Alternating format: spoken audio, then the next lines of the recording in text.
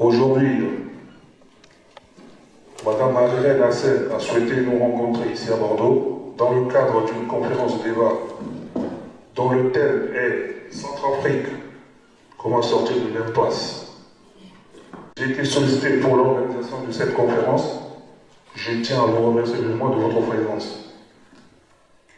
À Bordeaux, nous avons l'habitude de rencontrer principalement des hommes politiques centrafricains. Pour une fois, une femme centrafricaine nous fait l'honneur de venir nous rencontrer à Bordeaux.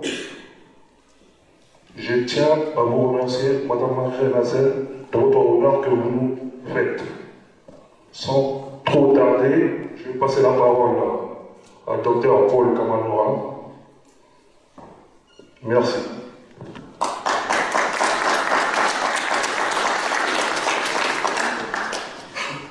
Merci Guy. Chers amis, chère amie Marie-Reine, c'est un plaisir de vous voir à Bordeaux. Nous sommes très contents de vous voir nombreux.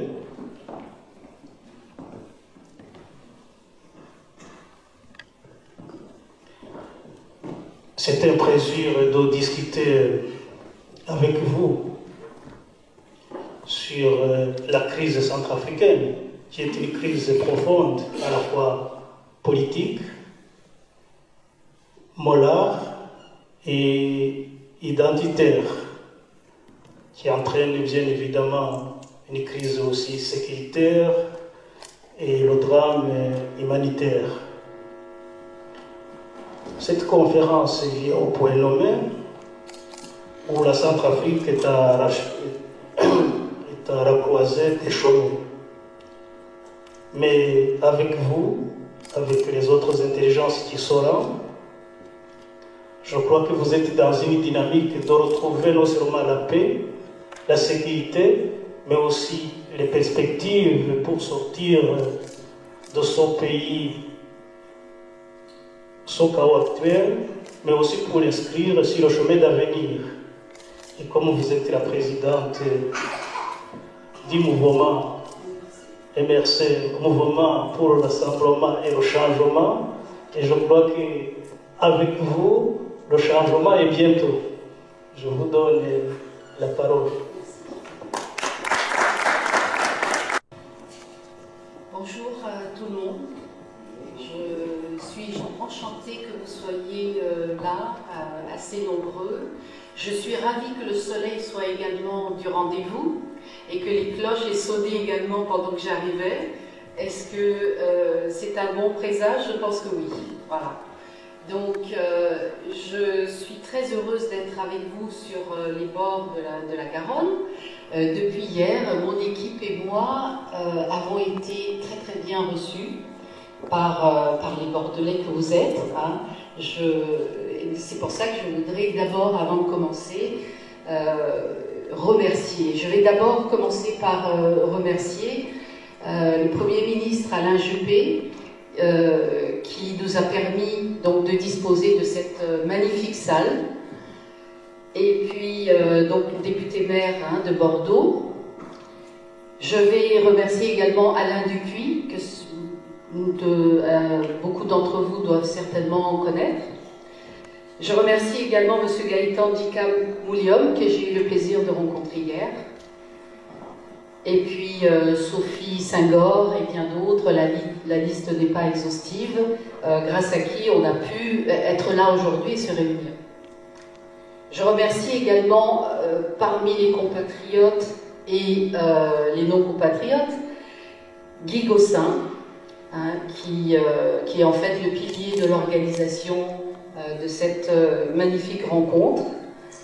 Je remercie également Jacques Fanny, qui est quelque part dans la salle, je pense. Je remercie également Paul Kananoura, qui vient de prendre la parole, et en fait avec qui on a initié cette rencontre depuis très longtemps, et donc finalement voilà, ça se fait. Merci Paul. Je remercie également Mama Gossin qui est dans la salle, et Brigitte.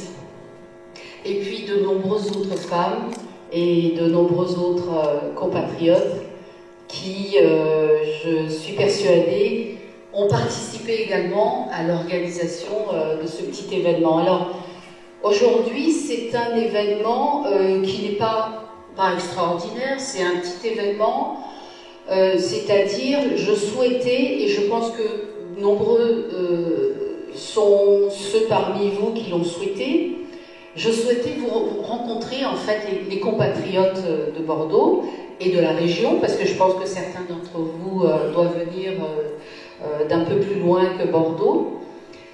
Je souhaitais vous voir pour échanger avec vous, parce que je ne suis pas là pour lire mon discours déjà préparé et puis ensuite m'en aller et dire je veux être candidate à la présidence de la République, soutenez-moi.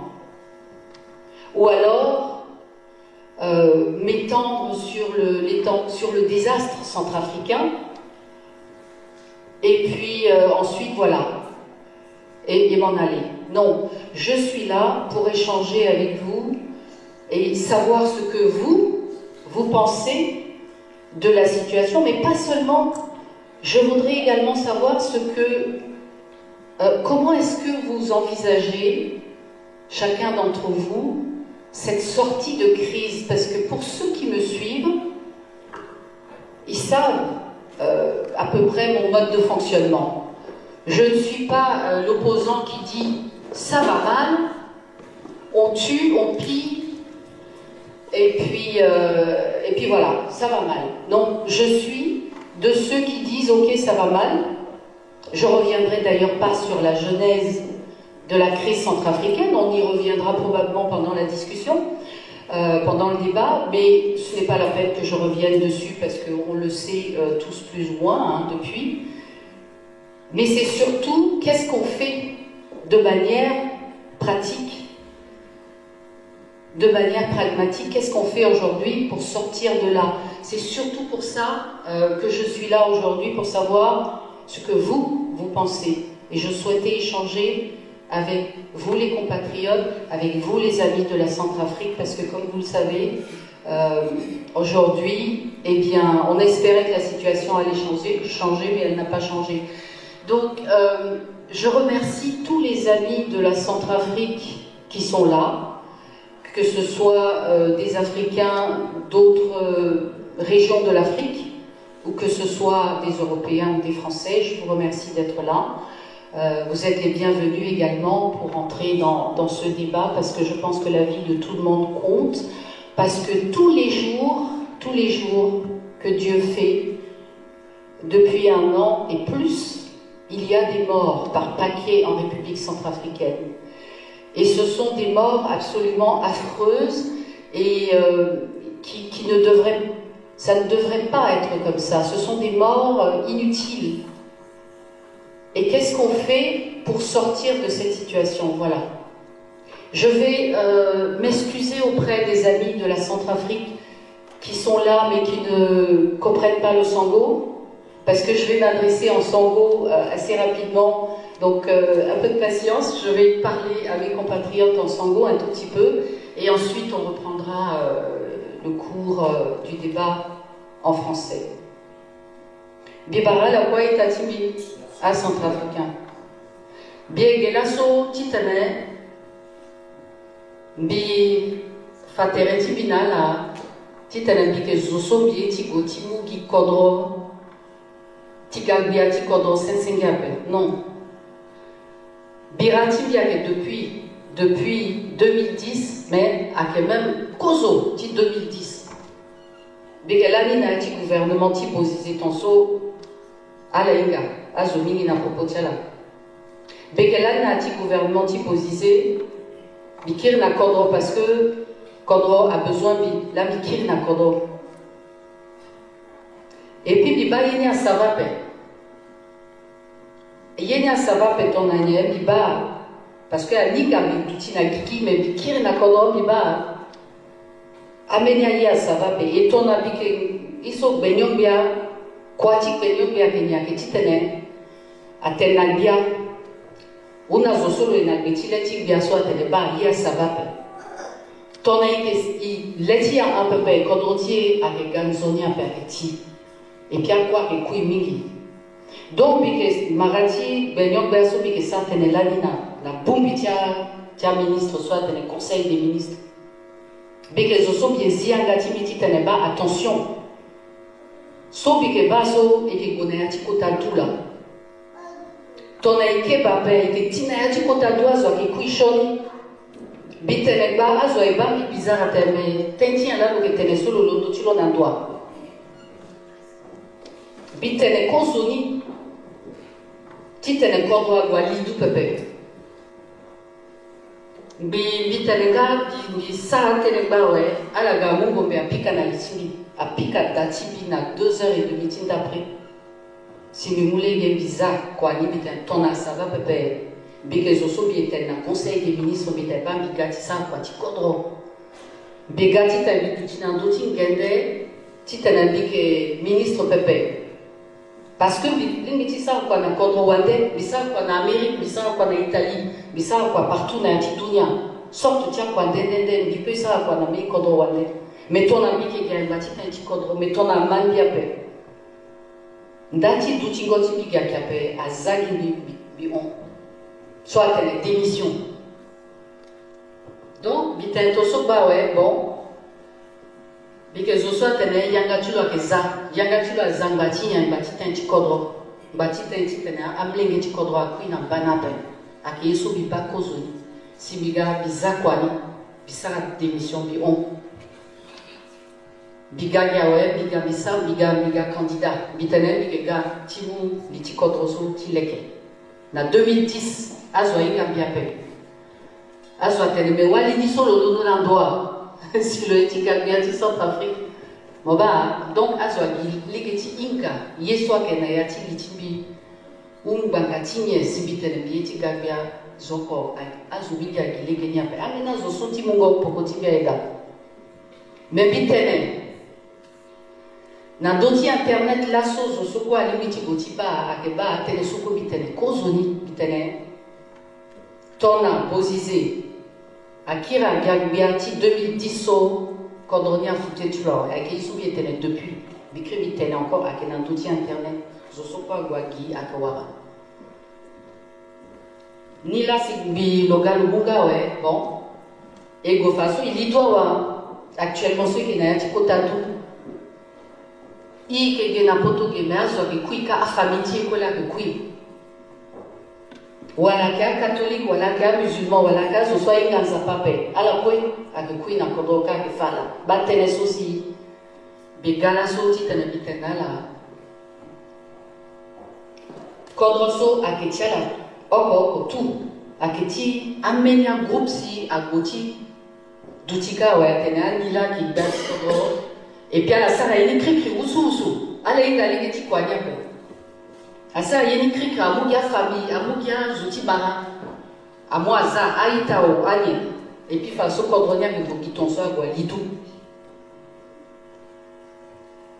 la bien gati tena la sobi tene yeso yerdi mafutati liso amene atene petili ekwe ke na petili na ndoso bigati tena ala ke centrafricain aketi tena dade azwaga amukodro abuba dade azwaga amukodro abuba mais petili ti eso il faut isa nya tabula ti tena ti poko zo so agati ga ilondo ti buba ipika na boko elondo ti buba inyo champagne ni tena zoni so agawe ye kwa ke gazoni a libérateur aso anyo ala kwega lo salaga ya Centrafricain ke londo ke pika maboko e ke boliti ape mafuta tiliti ake tambula pe titene mezoni so akaso lo kozwa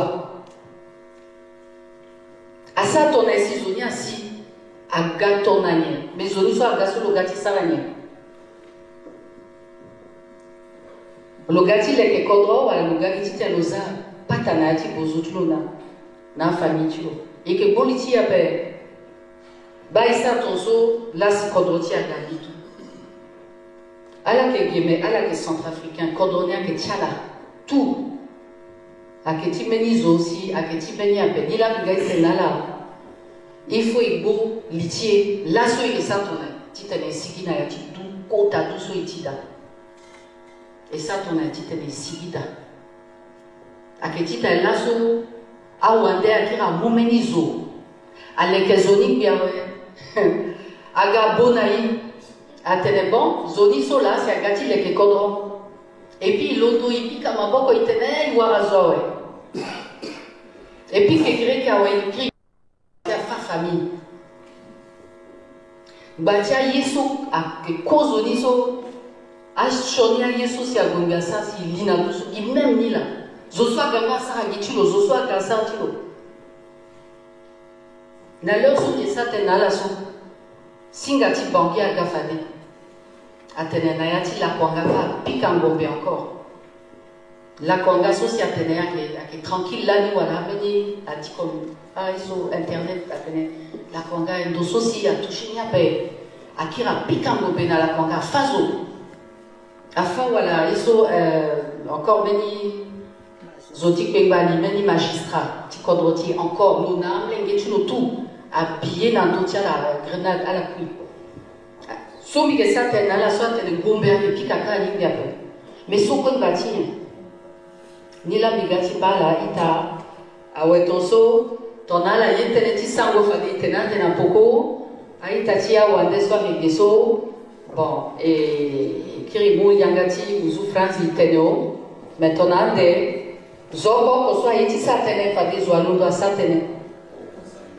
Après, tu es na sango, après, tu es na français. Je suis ti bêchou à télé.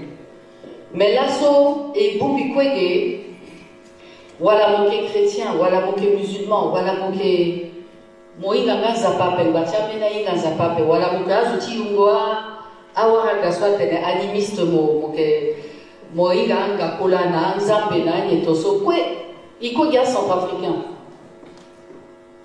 Voilà le nord, voilà sud, voilà est, voilà ouest. Ikogia centrafricain. Biwaliso, Begenando, Titene, Bitene, Bambiketi, Bizoti, sud là. Ton a leur ce bisika, mais que Mougia, Zoti, Tipangasu. Voilà, Giazoti, Tindoati, Alindao. Gia famille, c'est bizarre là. Non. À que ton sope. Sobi ke zouti ba ke soka bi ke tene soti bangasuna alinda o. Bio ko bi ke zouti nord aussi. Sobi ke duti bi ke bala so. Parce que amena inga bia pa ba tene wala. Muzu so alondo na ndo. Tona so amena zo tena bangi. Na moment so bisika ministre teleme.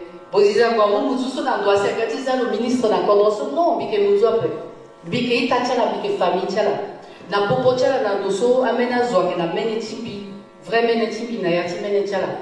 Na popo tiala ala ke famille tibi ala na ke duti na popo tieso ameni so ala ke na mene tibi ape me ala ke zoti kodro tibi donc ala ko gia famille so bi ke bala so ala ko gia famille bi besoin tinga maratiala parce que maratiala a que tu le problème tibi ape a ko bi kon na marabe na popo ti amena zo so ke tena de tene a ke fana la commence moment so si a doui na Centrafrique Bobo Tibi à l'Unibika. Inga Tenti Marape. Donc l'assaut à la tour à Kégia centrafricain à égalité. Donc il tout il bolitier à Kétitane. Zosolo que zoti MNPC le que zoti nord. Bieti matenti lope. Non. Voilà partie ti moi gagné. Mon gars il pique à patra parce que il condrotier c'est à Boubalaso. Voilà mon zoso mon RDC mon que zoti sud non. A que condrotier quoi là, mon gars, il boumbi, il pique à patra. Voilà, mon outils doit outia bouka outia ni comme on dit centrafricain. Bi irilania zonandoso na Paris so bitene na 2011 bitene il boumbi. AMLPC à la gare, il cogita à la RDCO. Voilà, il est parti ti Zoaïr, tu vois, ancien premier ministre Tindoto Diazo. Alaga, voilà 5 centrafricains, Alaga, il boumbi parce que il faut y boumbi. Quand on est là, que Tiso, ton a eu bombi pepe, quand on est avec Gotulor, amena zondela de Mouika et bombi, et ça ramène bombi irnikan. Zokwa Ganayani, à partir tout, à Maratou, Zoto. Mais il y a Centrafricain, problème c'est que il y a un bombi à paix. Problème c'est que il y a un bombi à paix. Ton a été né bombi si, ou un gambousi qu'on a devant, amena comment c'est-il t'intéresse, amena comment c'est-il, tu vois, à tel aimé mon saut. Hein? Mon gazoti MLPC binga moi père, mozoso mon gazoti RDC, mozoso mon gazoti non, avec ton bagni ainsi. Ah ou un gars place à voilà venez. Ah ou un gars place parce qu'il y a Centrafricain, il y a terrain, il y a terrain. Gimbatia qui était à vous battre. Hein? Kotaben hein et tout ça. Donc ils allaient les petits Kotaben. Biga batiso titane et golitier. Là ce parce que quand on a un bateau à Boubanga, à famille à Kuika. Donc il faut et voir aller titane koi bombi gonana devant pas télé solidaire là les gambani là bon les barral à quoi bizarre quand sangonia on va à famille soit gasoil comme un peu so les motifs français yo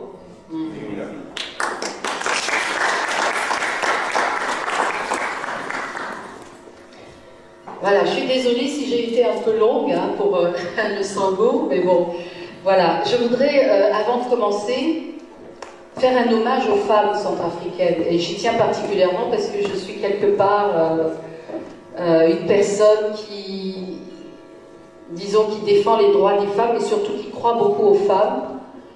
Et qui le voit de toute façon, qui le constate qu'en tout temps, ce sont les femmes qui ont porté sur leur dos tout un continent et tout un pays qui est la Centrafrique, qui n'arrête pas d'entrer dans des crises, dans des coups d'État, des horreurs sans nom. Et donc ces femmes centrafricaines se sont beaucoup impliquées dans la lutte d'autres régimes, mais surtout du régime sanguinaire autoproclamé de Ntodia. Et donc j'invite les femmes. Je suis un peu désolée qu'elles ne soient pas assez nombreuses dans cette salle. J'aurais voulu, peut-être la prochaine fois, elles seront là. Mais je les invite à s'impliquer justement encore plus dans le processus. Hein. Oui. Elles ne viennent pas, eh ben on va les inviter à venir encore plus nombreuses la prochaine fois. Et c'est pour ça que je félicite mes sœurs qui sont là. Hein. Voilà, on va les applaudir. Alors, donc, j'invite les femmes, et s'il vous plaît, transmettez le message aux femmes qui ne sont pas là, qui ne sont pas venues, à s'engager encore plus et à s'impliquer dans le processus de retour au calme et à la sécurité, et au maintien de la paix. Parce qu'en fait, c'est quelque chose qui est séculaire, on ne le sait pas, ou alors on l'ignore, mais depuis toujours, les femmes se sont impliquées dans ces processus. Mais dans les temps modernes, on ne les implique pas assez. Et donc, je disais que de tout temps, ces femmes ont été impliquées dans les processus de maintien de la paix, mais partout en Afrique. Hein. En Europe, évidemment, mais eux, ils ont complètement dépassé ce stade-là. Donc, elles représentent traditionnellement la force, donc dans la famille, mais au sein de la société. Et puis, les femmes centrafricaines en particulier, elles sont extrêmement solides parce qu'alors, elles en ont vécu, hein, vous le savez tous. On a tous de la famille là-bas et ce sont en fait les premières victimes avec les enfants parce que vous le savez, elles sont maltraitées, elles sont violées, elles sont tuées, elles sont éventrées et c'est absolument épouvantable. Les femmes comme les vieilles femmes et les toutes jeunes filles et même les toutes petites filles. Voilà. Et donc il faut que les femmes s'impliquent encore plus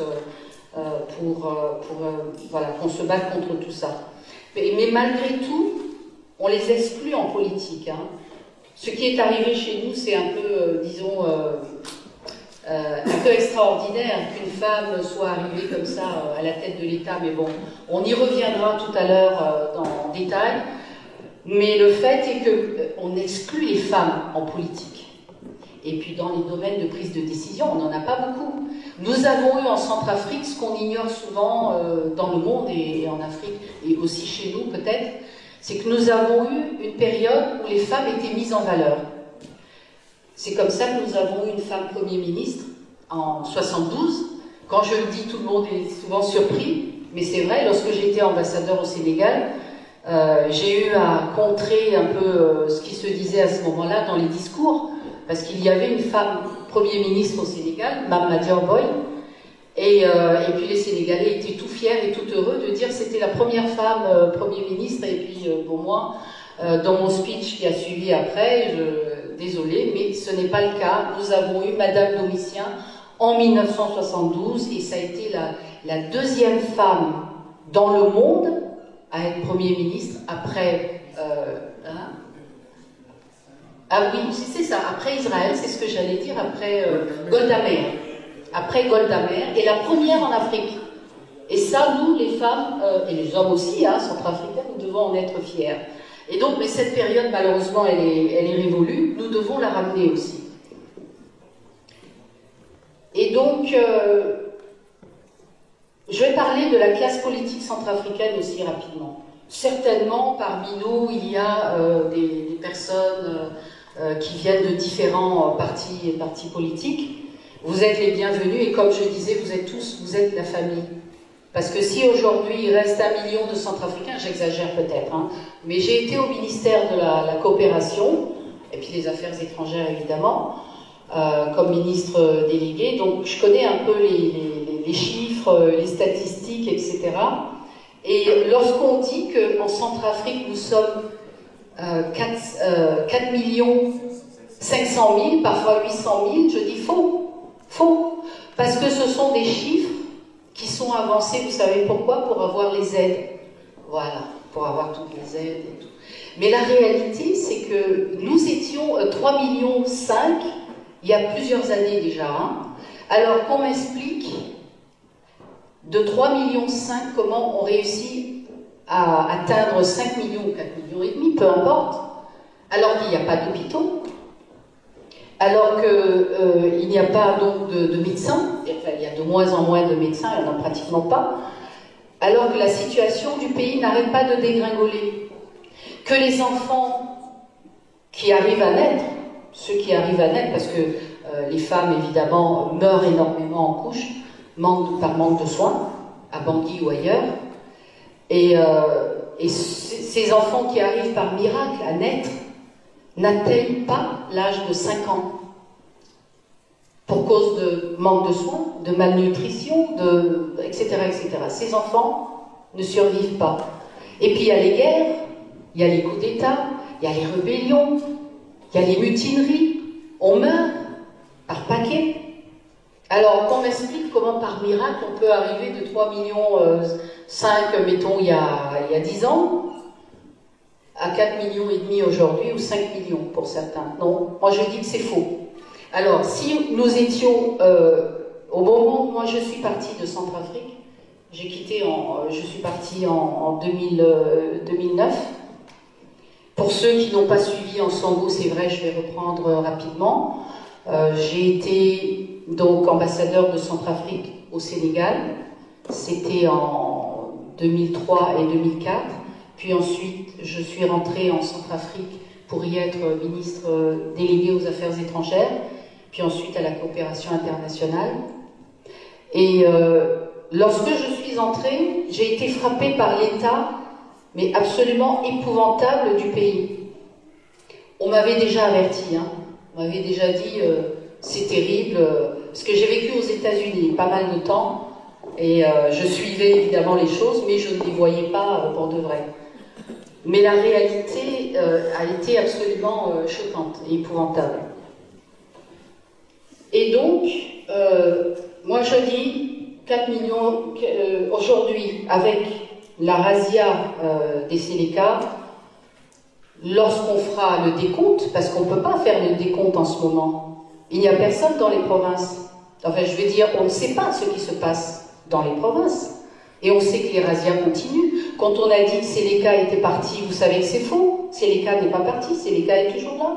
Ce sont les chefs de guerre qui continuent à gérer les provinces et à faire ce qu'ils ont toujours fait d'ailleurs depuis qu'ils sont arrivés, c'est-à-dire tuer, tuer et tuer. Alors aujourd'hui, le jour où on arrivera à faire le décompte, ça ne m'étonnerait pas qu'on ne soit plus que 1 million. Hein. J'exagère peut-être un peu, mais je pense que ce n'est pas très loin. Et donc, nous ne sommes pas nombreux pour un territoire immense qui fait la France plus la Belgique, rassemblés, avec des richesses immenses, sans parler des richesses minières, du sous-sol. Moi, je suis plutôt pour le développement durable. Hein. Et donc, moi, je parlerais plutôt de l'agriculture, ne serait-ce que ça. Parce que ce pays peut être développé rien qu'à partir de l'agriculture. L'agriculture, le tourisme, vous savez qu'on a eu un tourisme florissant. Les plus anciens d'entre nous, tout à l'heure, quand ils viendront, vous le diront. On avait un tourisme extraordinaire. Ça n'existe plus. Rien que sur ça, la Centrafrique peut se développer et chacun peut vivre décemment, puisque nous ne sommes pas nombreux et nous avons tout ça. Alors quand vous ajoutez évidemment les richesses minières, je ne comprends pas qu'aujourd'hui nous soyons les plus misérables du monde et que nous continuions à mourir comme ça tous les jours. Voilà pourquoi je suis là aujourd'hui pour vous dire, mettons-nous tous ensemble, rassemblons-nous. Je ne suis pas en train de faire une campagne électorale, rassurez-vous, le moment viendra. Si on me pose la question aujourd'hui, est-ce que vous allez être candidate aux prochaines élections présidentielles? Ça m'a déjà été posé dans les médias, hein, parce que certains d'entre vous qui me suivent savent que je fais beaucoup, pas mal de médias, donc des télés, des radios et des publications. La question évidemment m'a été posée. Ma réponse, donc je vous la donne déjà, comme ça vous évitera de la reposer plus tard, dans ce débat, c'est oui, je vais être candidate aux prochaines élections présidentielles, mais ce n'est probablement pas le moment de commencer à battre campagne, parce que ce qui se passe là-bas, il faut peut-être trouver la solution avant de se mettre à battre campagne. Et je ne vais pas marcher sur le cadavre encore chaud de mes compatriotes pour aller battre campagne. Donc oui, quand le moment sera venu, je serai candidate. Mais pour le moment, il faut trouver la solution à ce problème-là. Il faut arrêter les tueries. Voilà pourquoi je suis là.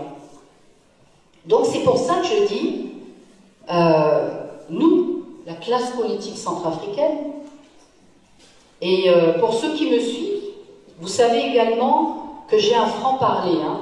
Vous m'excuserez, mais je n'ai pas la langue de bois, j'ai un franc-parler. Et vous pouvez me poser tout à l'heure les questions que vous voudrez et nous allons débattre franchement. Et je le dis, et je le redis, c'est que nous, la classe politique centrafricaine, nous avons collectivement failli, tous. Et si aujourd'hui notre pays est dans cet état, c'est la faute à tout le monde. On ne va pas pointer du doigt Bozizé, qui bien entendu a déroulé le tapis rouge à Dotodia et au Séléka, bien sûr. Mais il n'y a pas que Bozizé. Il y avait le régime qui était là avant Bozizé et celui qui était là avant Bozizé. Et aujourd'hui, ça continue. Parce que Dotodia est parti. Oui. Mais on nous a remplacé, en fait, un sanguinaire par une dame. Mais qu'est-ce qu'elle est en train de faire? Ce régime actuellement qui est la transition, qu'est-ce qu'ils sont en train de faire? C'est aussi le sujet de notre débat tout à l'heure. Et donc, il ne s'agit pas de pointer du doigt qui que ce soit, en particulier. Il s'agit de dire, c'est la faute de tous les Centrafricains, y compris vous, et y compris moi, et tous, parce que nous avons failli. Pourquoi? Parce que chaque voix de chaque Centrafricain compte. Vous êtes tous aussi propriétaires de ce pays-là que ceux qui sont au pouvoir en ce moment et qui s'en donnent à cœur joie, on y reviendra tout à l'heure, que ceux qui étaient là avant, qui ont tout détruit et qui se sont remplis les poches, que ceux qui étaient là avant. Vous êtes propriétaires également. On peut dire qu'on est tous copropriétaires de la République centrafricaine. Alors, pourquoi se taire? Pourquoi se taire alors que tout va mal? Donc partout on dit, mais où sont passés les hommes politiques centrafricains? Parce qu'on tue, on massacre, on pille. Pendant 9 mois, on l'a fait. Pendant 10 mois, on l'a fait. Et on s'attendait à plus de réactions de la part des politiques centrafricains.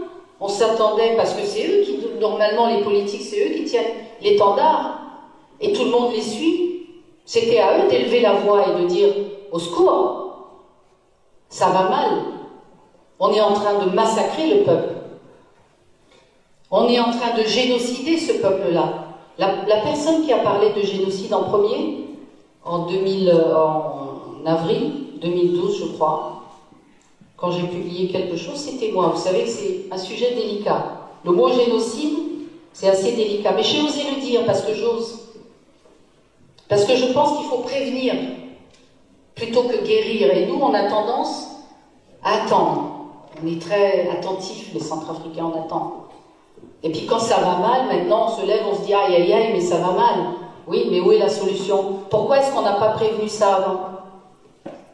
Voilà pourquoi je suis là aujourd'hui, entre autres. Et donc, aujourd'hui, notre pays est à feu et à sang, la RCA.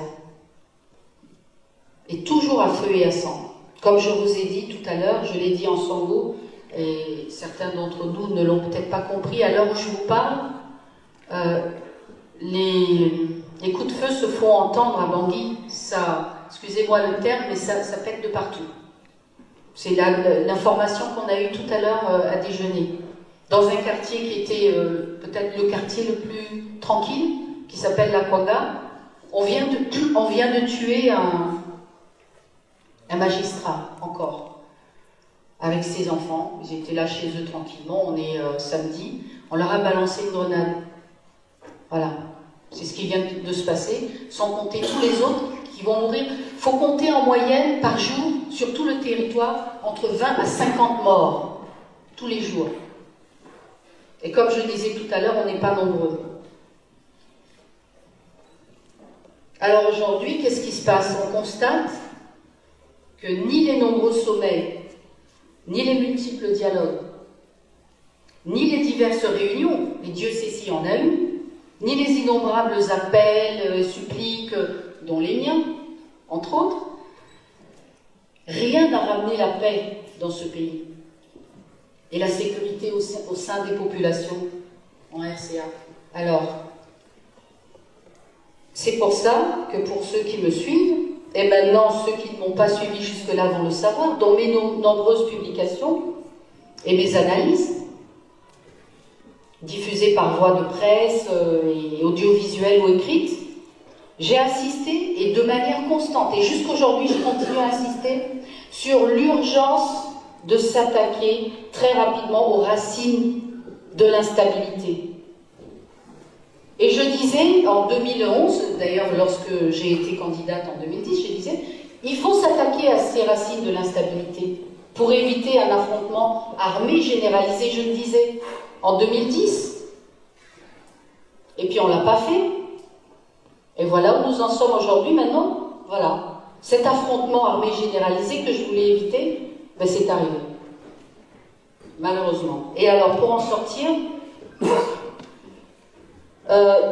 voilà, je vais vous dire ce que je pense de la manière dont nous pourrions en sortir.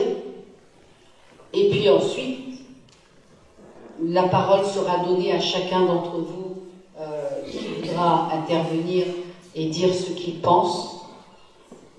Et puis nous ferons ensuite la synthèse. Parce qu'aujourd'hui, il s'agit de se dire, mais comment on va en sortir? Mais il faut en sortir, c'est pas possible, on ne peut pas continuer comme ça. Alors ce que je pense, c'est qu'il faut d'abord enrayer les conditions de l'émergence de nouvelles rébellions et de nouveaux coups d'État et de nouvelles insurrections, quelle que soit leur origine et leur genre. C'est ce qu'il faut enrayer en premier. Or, vous savez qu'aujourd'hui, il y a des rébellions qui se forment, il y a des coups d'État qui se préparent, et il y a toute autre forme de révolte, de révolution, de je ne sais quoi qui se prépare. Donc, dans un premier temps, il faut d'abord enrayer ça. Ensuite, les dirigeants Malheureusement, c'est ce qu'ils n'ont pas fait jusque-là. Ensuite, les dirigeants doivent mettre en œuvre un ensemble de réformes, de structures pour reconstruire le pays sur de nouvelles bases. Parce qu'on l'avait dit dernièrement dans une conférence qui s'est tenue à Montpellier sur Boganda, le père de la nation, que certains d'entre vous ont suivi, hein, cette grande rencontre à Montpellier.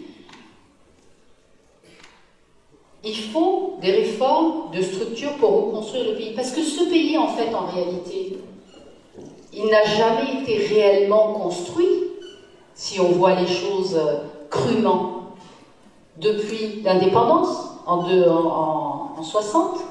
Il n'a jamais été réellement construit sur des bases saines. Il y a eu des moments, c'est vrai, de développement, on en parlera probablement plus tard, mais ensuite ça a été la dégringolade, jusqu'aujourd'hui.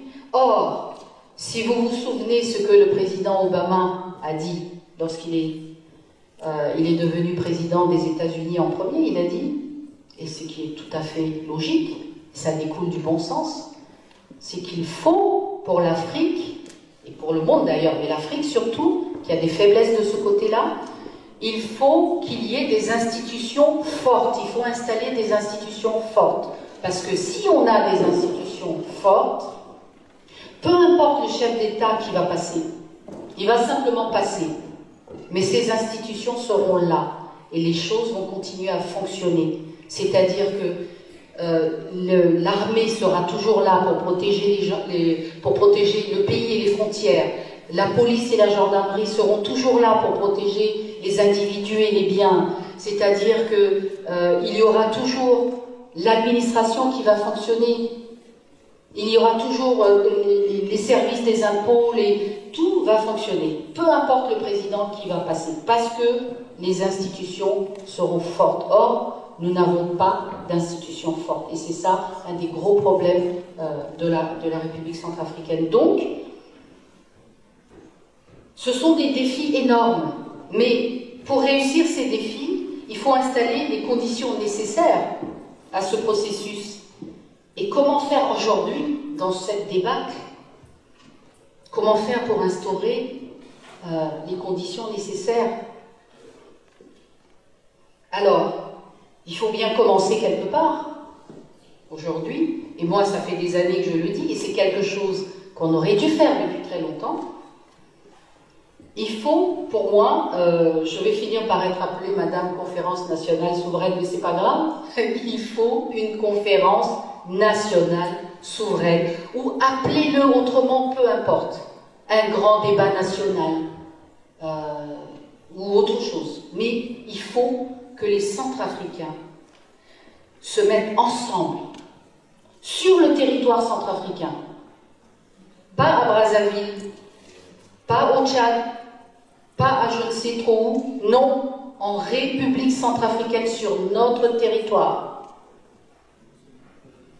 Et il faut que les Centrafricains ensemble débattent publiquement et clairement et ouvertement des mots de la RCA et de la résolution.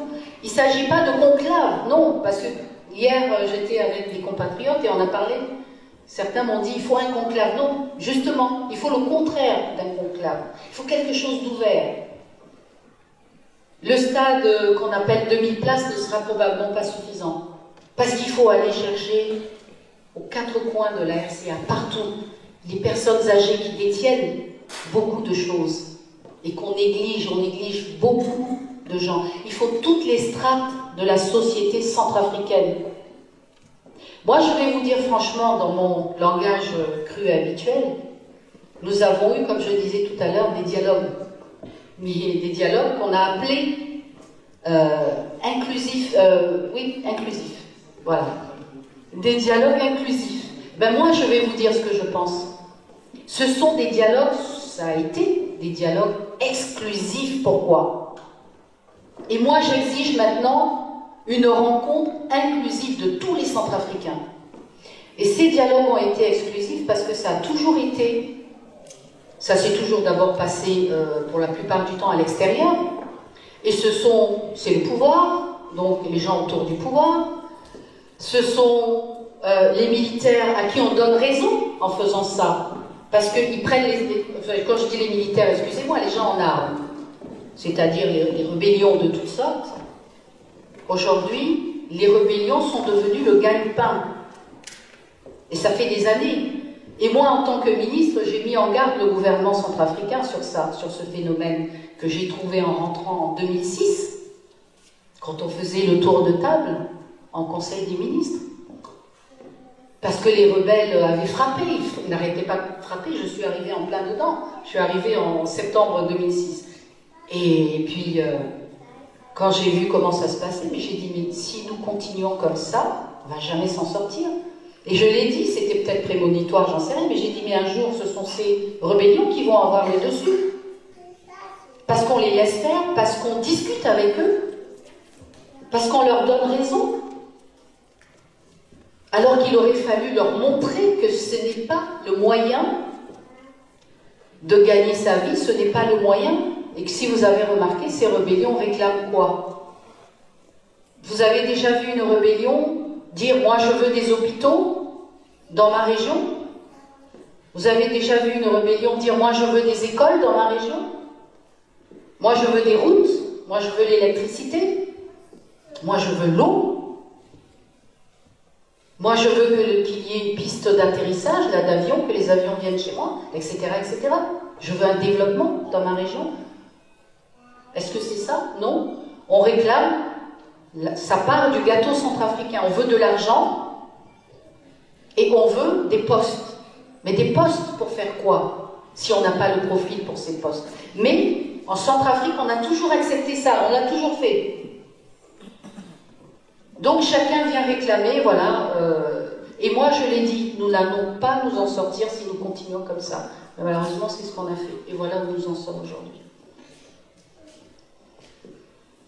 Donc je disais, je reprends, j'ai un peu digressé, voilà, excusez-moi, mais je disais que la solution de sortie de crise rapide et définitive, c'est la tenue de ce débat national. Parce qu'on l'aurait fait, mettons, il y a 1 an ou il y a 2 ans, on n'en serait pas là aujourd'hui. Et vous allez voir pourquoi. Parce que ce sont des processus, ça s'est passé d'ailleurs au Rwanda, en Afrique du Sud, un peu partout. Ce sont des processus qui ont déjà été appliqués ailleurs. Et donc, qui peuvent être appliqués en République centrafricaine, évidemment en tenant compte des spécificités du pays. Et cette grande conférence nationale mettra fin à l'impunité, au pillage, aux destructions, afin de construire un état de droit. Parce que là, nous pourrions mettre les fondements du développement et une paix durable.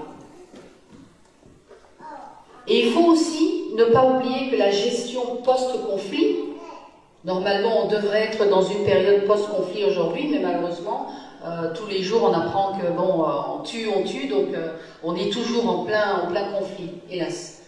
Mais pour une gestion de période post-conflit, ce qu'on oublie souvent chez nous, et c'est aussi la raison pour laquelle cette situation perdure, et c'est aussi la raison pour laquelle ça ne s'arrête pas, il faut prendre en compte les soins, et ça j'insiste beaucoup dessus, de celles et de ceux qui ont été déchirés par les conflits. On ne l'a pas fait jusque-là. Et on a eu, Dieu sait si on a eu des conflits. Mais les gens, on les oublie après. Mais ceux qui ont été déchirés par les conflits et dans les plaies physiques et psychologiques terribles, on pourra en reparler après, ont été laissés béantes dans les chairs et dans les cœurs aussi, c'est pas seulement psychologique. Donc il faut très rapidement penser ces blessures, les blessures des victimes, il faut les prendre en compte ces victimes. Il faut créer des centres d'accueil et d'adoption des orphelins, il y a plein d'orphelins. On rejoint ce qu'on disait encore hier à dîner. Il faut fournir des compensations matérielles, ça n'a jamais été fait ça. Ou si ça a été tellement de manière infime que je ne l'ai pas vu passer. Il faut reconstruire les habitations. Aujourd'hui, on est rentré chez vous. Bon, c'est très bien, rentrer chez vous, mais où? Il n'y a plus de maison, il n'y a plus rien. Tout a été détruit. Alors il faut reconstruire les habitations. En attendant de reconstruire les habitations, il faut mettre des abris. Et ça peut se faire, ça, très rapidement. Mettre des abris pendant qu'on va trouver le moyen de reconstruire les habitations. Il faut accompagner tout particulièrement, et on en parlait hier, les femmes et les enfants qui ont été victimes de viols et d'autres atrocités. Et Dieu sait s'il y en a. Je voulais tout à l'heure vous présenter un film, d'ailleurs, qui est sur YouTube, hein. On n'a pas pu le faire pour des petites raisons techniques, je ne sais pas si on pourra se rattraper tout à l'heure, mais c'est un film qui s'appelle Génocide en RCA. Je ne suis pas du tout une personne d'image, hein, pas du tout. Mais en septembre septembre dernier, ce film a été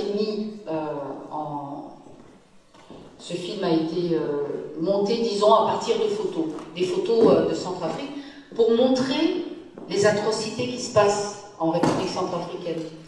Et il y a des parties où j'ai particulièrement insisté sur la femme, les femmes et les enfants, voilà, victimes donc de toutes sortes d'atrocités. Donc je disais, je résume, le passé des Centrafricains, il est très très lourd, il est très lourd. Et c'est-à-dire notre passé, parce que j'en fais partie, bien entendu.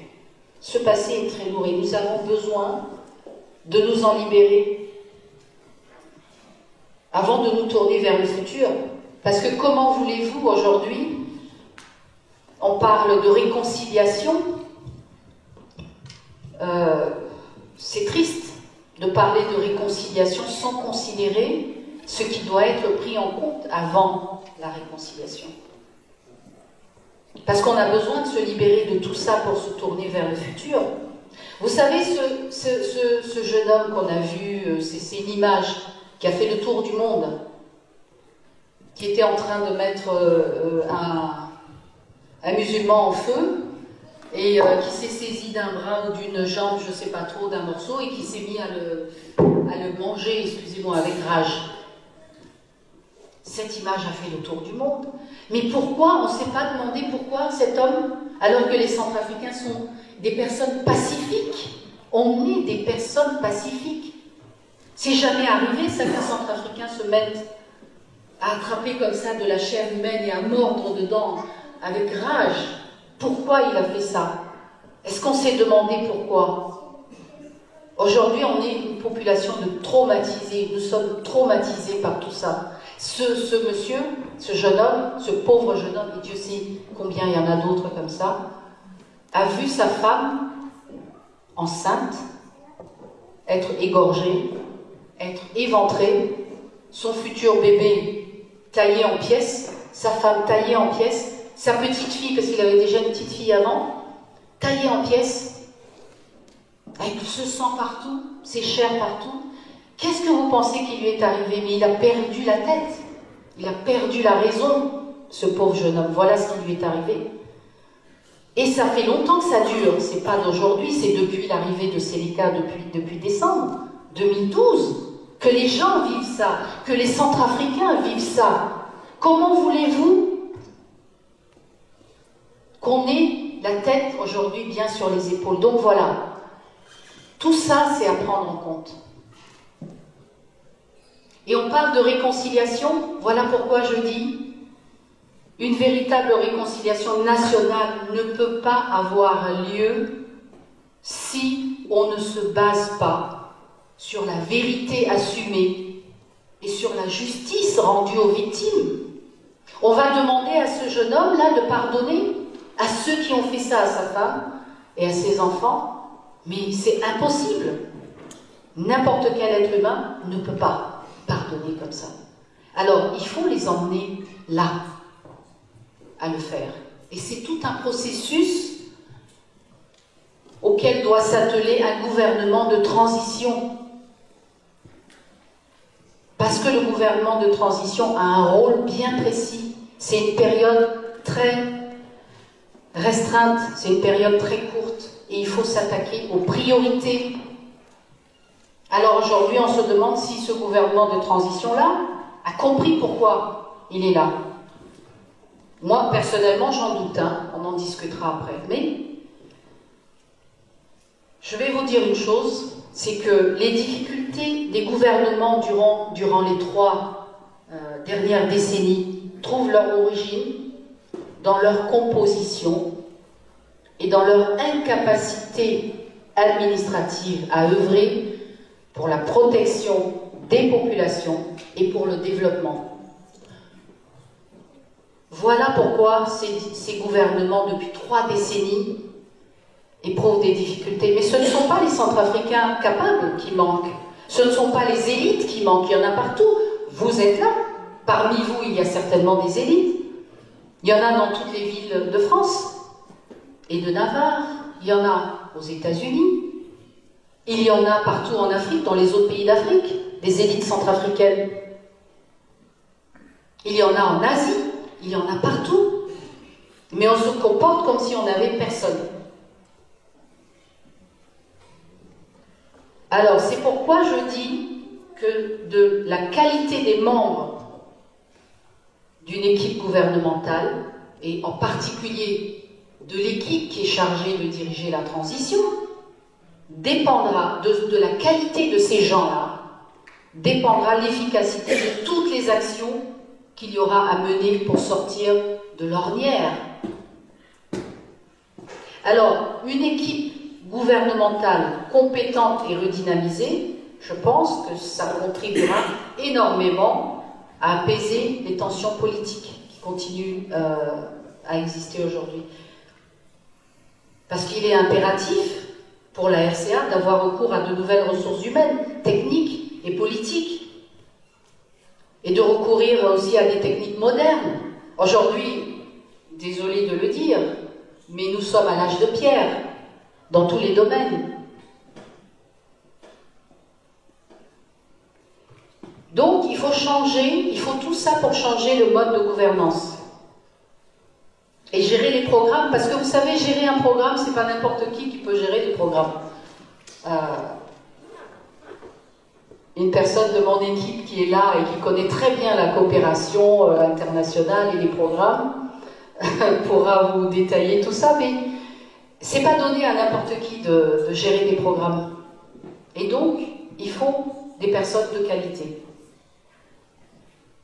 Et c'est pourquoi je dis, et que j'ai beaucoup insisté sur ça, la définition des compétences pour chaque portefeuille, si on veut s'en sortir en République centrafricaine, la définition des compétences pour chaque portefeuille devient incontournable. Et pour un gouvernement de transition, comme je le disais, le temps est contraint, très restreint.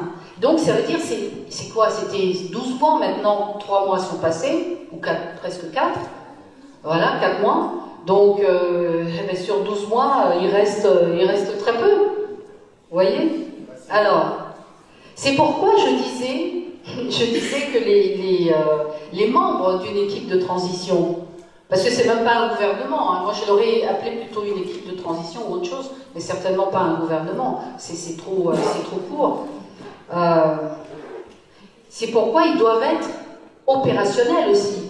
Parce que c'est pas tout d'être compétent, d'être tout ça, mais il faut être opérationnel. Vous savez, c'est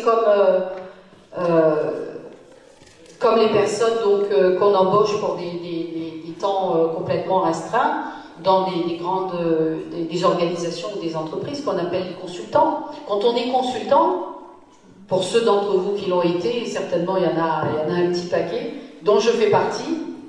Quand on est consultant et qu'on est embauché sur un programme particulier, vous avez un temps très restreint, c'est parfois 1 mois, 2 mois ou 3 mois, mais vous devez réaliser, vous devez avoir bouclé votre travail dans ce temps-là. Et donc, ça veut dire que vous devez être opérationnel. Vous devez savoir exactement ce qu'on attend de vous au moment où vous arrivez. Vous arrivez avec votre mallette d'outils. Les outils, c'est en fait ce que vous avez dans la tête, ce sont vos connaissances. Vous les posez, vous les ouvrez, vous commencez à travailler à la seconde. Et c'est ce que le gouvernement de transition devait faire. C'est à la seconde. Parce que le temps est compté et parce que les gens sont en danger. Il y a des urgences. Il y a des urgences. Et c'est ça qu'il faut faire. Et en fait, c'est un gouvernement pour ne pas plagier ce qui s'est dit ici récemment, c'est un gouvernement de combat en fait, c'est une équipe de combat. On arrive, on se jette dans la bataille, à la seconde, à la minute.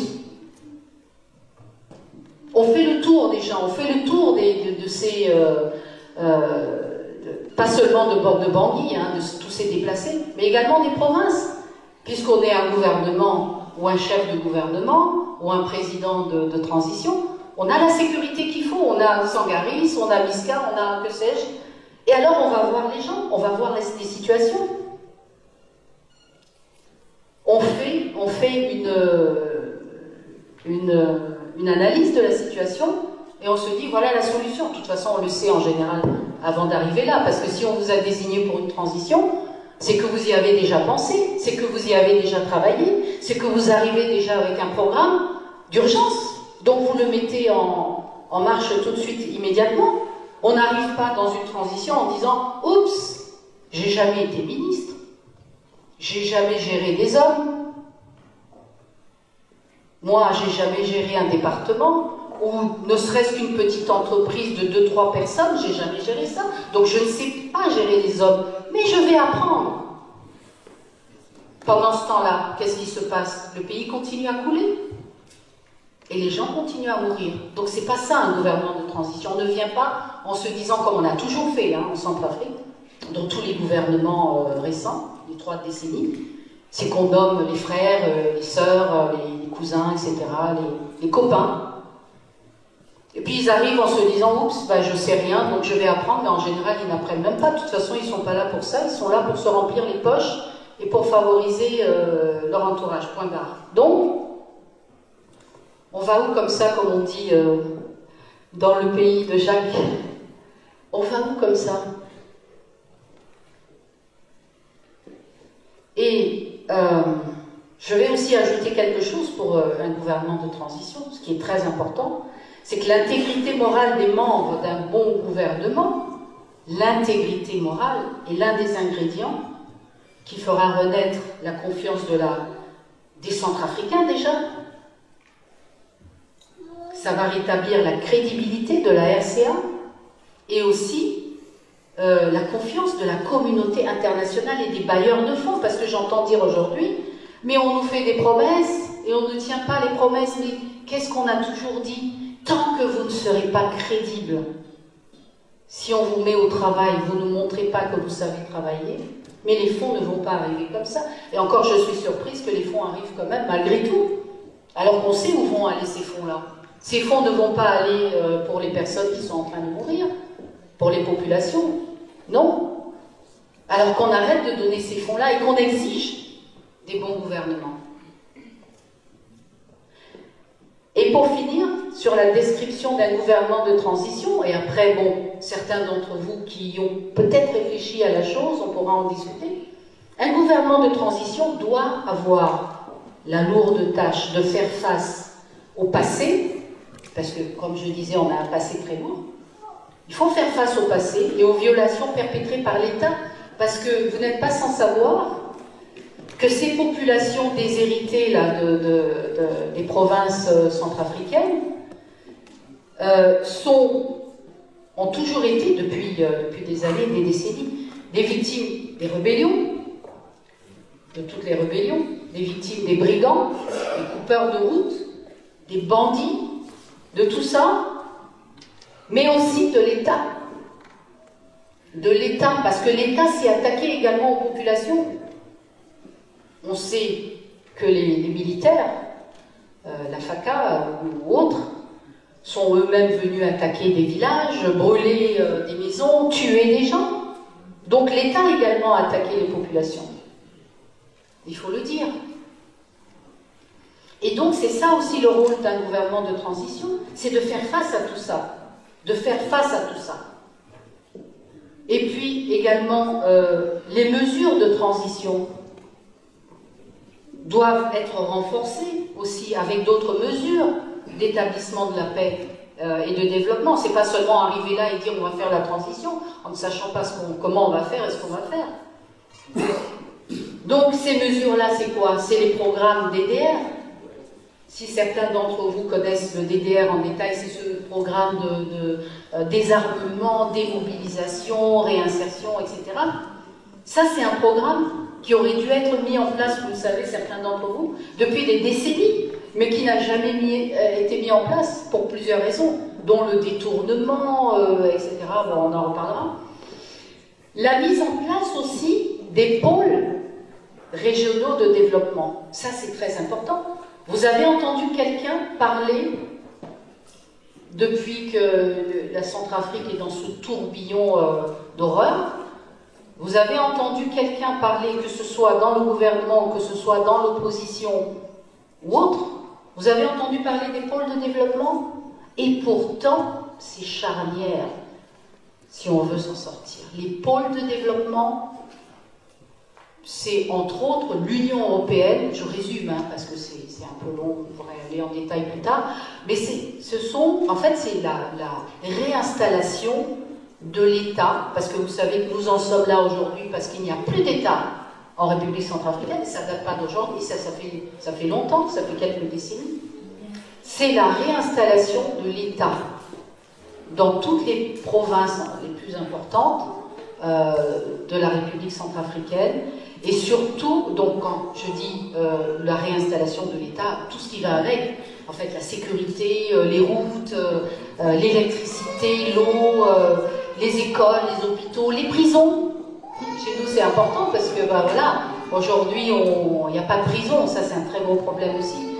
Donc c'est tout ça, mais ça devait rayonner dans les 50 km autour de chaque point, à chaque pôle de développement. Mettons, si un pôle de développement se trouvait à Bambari, dans les 50 km autour de Bambari, il y aurait des répercussions, donc la même installation tout autour. Et sur les frontières, on n'a pas de carte aujourd'hui, mais bon, d'habitude on met une carte, mais sur les frontières nord, est, etc., jusqu'à l'est, tous les pôles qu'on aurait installés là auraient eu un rayonnement de 100 km justement, en prenant en compte le danger, en fait, cette absence de sécurité tout le long des frontières. Donc il s'agissait de ramener la vie dans les provinces centrafricaines, de ramener l'État, etc. On aurait fait, on ne serait probablement pas arrivé là, mais c'est encore une fois la faiblesse des gouvernements, en particulier de celui dans lequel j'étais, puisque j'étais là et que cette histoire des pôles de développement s'est passée lorsque j'étais là. C'est ce qui a fait qu'on n'a pas compris qu'on pouvait sauver la situation. Et si l'Union européenne nous poussait à le faire, c'était pour sauver la Centrafrique. Et ça n'a pas été fait. Donc tout ça, il faut prendre en compte. Et également le microfinancement des initiatives économiques. Parce que chez nous, c'est que tout le monde veut être fonctionnaire. On pense qu'on ne peut gagner sa vie qu'en entrant dans les dispositifs administratifs de l'État, etc. Alors que non, il faut développer également le côté privé. Et donc, il faut des microfinancements. Il faut aider les initiatives économiques. Voilà. Donc, en clair, c'est pas un changement de personne qu'il faut dans ce pays. C'est pas un changement de personne. C'est un changement de système qu'il faut faire en Centrafrique. C'est tout un système qui est complètement pourri, qui ne vaut plus rien, qui ne nous mène nulle part. Il faut tout changer en Centrafrique. C'est tout un système pour instaurer la bonne gouvernance et l'état de droit. Voilà ce qu'il faut faire dans notre pays. Et alors, pour finir, quand en 2010 ou 2011, après que Bozizé ait été élu, moi j'ai fait appel, comme je disais tout à l'heure, aux autres hommes politiques, aux autres personnages politiques, hommes ou femmes, peu importe, en disant, mettons-nous ensemble, et donc les forces démocratiques en fait, j'ai dit mettons-nous ensemble, et construisons quelque chose en fait, une espèce de plateforme, de pôle, voilà, qui va inclure pas seulement les hommes politiques, mais tout le monde, tous les cerveaux en fait de la Centrafrique, cerveaux grand ou petit, peu importe. Hein. En fait, toutes les capacités. Il faut ça, peut-être, pour former un espèce de bloc et pour dire maintenant, c'est bon, ça suffit. On veut que ce pays soit dirigé de manière différente. On veut que les choses changent. On veut que le peuple soit heureux. Et donc, malheureusement, ces personnes sont venues. J'ai eu tous les partis qui sont venus dans cette plateforme. Et puis, on en reparlera plus tard, mais au bout d'un moment, il a été, disons, il a été torpillé. Et il n'a plus existé. Et cette plateforme, en fait, elle a été mise en place pour vraiment faire bloc, pour empêcher le gouvernement, à ce moment-là, de flanquer notre pays dans le mur. Parce qu'on a les droits dans le mur, et ça n'a pas été fait. Et aujourd'hui, j'ai relancé un appel, il y a encore, avant que M. Notodia ne soit démissionné, bien avant ça, j'ai encore de nouveau demandé qu'on mette ensemble ce que j'ai appelé cette fois-ci un pôle démocratique, et que quel que soit celui qui fera la transition, ou quel que soit le groupe, j'aurais souhaité que ce soit un groupe en fait, un collège qui fasse la transition, pas une seule personne, pour éviter tous les excès et pour éviter de nouveau une rechute qui peut-être est en train de nous être fatale. Il aurait fallu un collège. C'est ce que moi je souhaitais pour la transition. Malheureusement, ça n'a pas été fait. Et donc, je disais, il faut que ce pôle se constitue. Et ce sera une collégialité, parce qu'aujourd'hui, la RCA a besoin de toutes les bonnes volontés. Toutes les bonnes volontés. Parce que la gangrène s'est installée là, et je dis même que c'est le cancer généralisé, métastasé, puisque ça déborde, ça va dans les pays voisins, le Cameroun, le Congo, etc., les deux Congos, peut-être jusqu'au Gabon. Donc il faut combattre cette gangrène, il faut combattre ce cancer. Et on ne combat pas ce genre de choses avec un petit sparadrap. Et c'est ce qu'on fait en Centrafrique depuis des années, depuis des décennies. On prend des petits sparadraps et on met sur une énorme gangrène et on pense que ça va le guérir, mais ça ne le guérit jamais. Et ça s'aggrave. Et ça s'aggrave. Donc aujourd'hui, qu'est-ce qu'on fait? Comment on s'attaque en profondeur à ce cancer qui est la RCA aujourd'hui? Donc, le chantier du pôle démocratique, il est toujours là, il est toujours lancé. Mes collègues chefs de parti n'ont pas vraiment répondu à cet appel, et pourtant c'est ce qu'il faut faire. Pourtant c'est ce qu'il faut faire. Ils seront toujours chefs de leur parti. Il faut laisser tomber cette espèce d'égoïsme-là, pour dire c'est moi le plus fort, c'est moi qui serai président, c'est moi, et si je me mets avec les autres, je ne vais pas y arriver. Non, non, il faut que nous mettions toutes nos forces ensemble. Mais c'est pour notre pays, c'est pas pour une seule personne, c'est pas pour Marie-Reine. Marie-Reine, elle s'en fiche, vous savez. Marie-Reine, elle peut s'en aller aux États-Unis.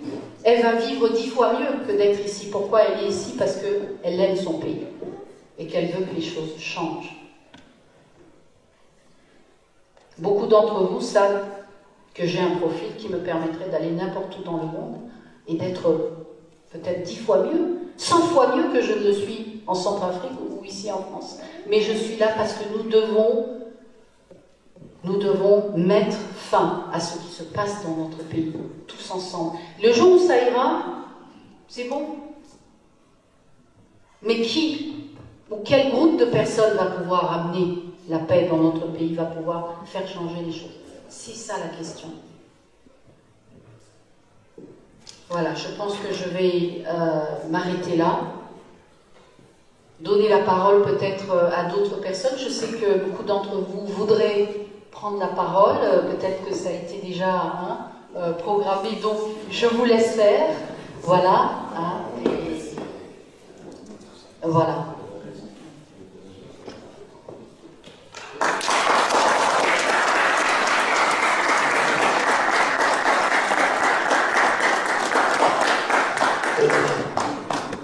merci Marie-Reine pour cette intervention très agissante et très instructive.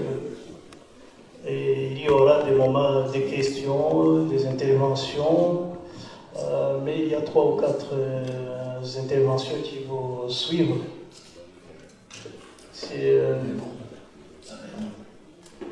Non, c'est pas vous qui donnez la parole, c'est moi. Hein? Donc il y a un ordre qui est déjà tracé. Donc pour toutes les interventions, c'est 5 minutes, top chrono, et on s'inscrit dans la logique du jour qui est la question principale. Comment sortir la Centrafrique de l'impasse? Et la parole est donnée à Maître Ignou. Oui, bonjour Madame la Présidente, chers compatriotes, chers amis. Je vous présente mes excuses pour avoir été un peu en retard. Cela a été indépendant de ma volonté dans la mesure où je ne connaissais pas très bien le lieu et je suis tombé dans un quartier que je ne maîtrisais pas. Il y avait des délimitations, ce qui a fait que je suis arrivé en retard.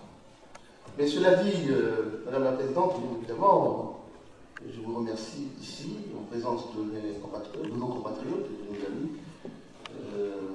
pour l'intérêt que vous portez au mouvement patriotique centrafricain que je dirige, pour avoir nous inviter ici et discuter avec vous du sujet qui va vous retenir tout à l'heure.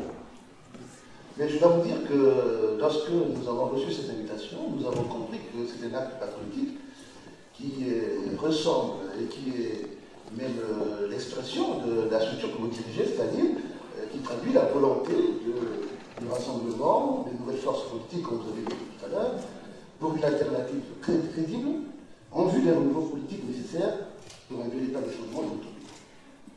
Voilà résumé dans mes propos la structure que vous dirigez.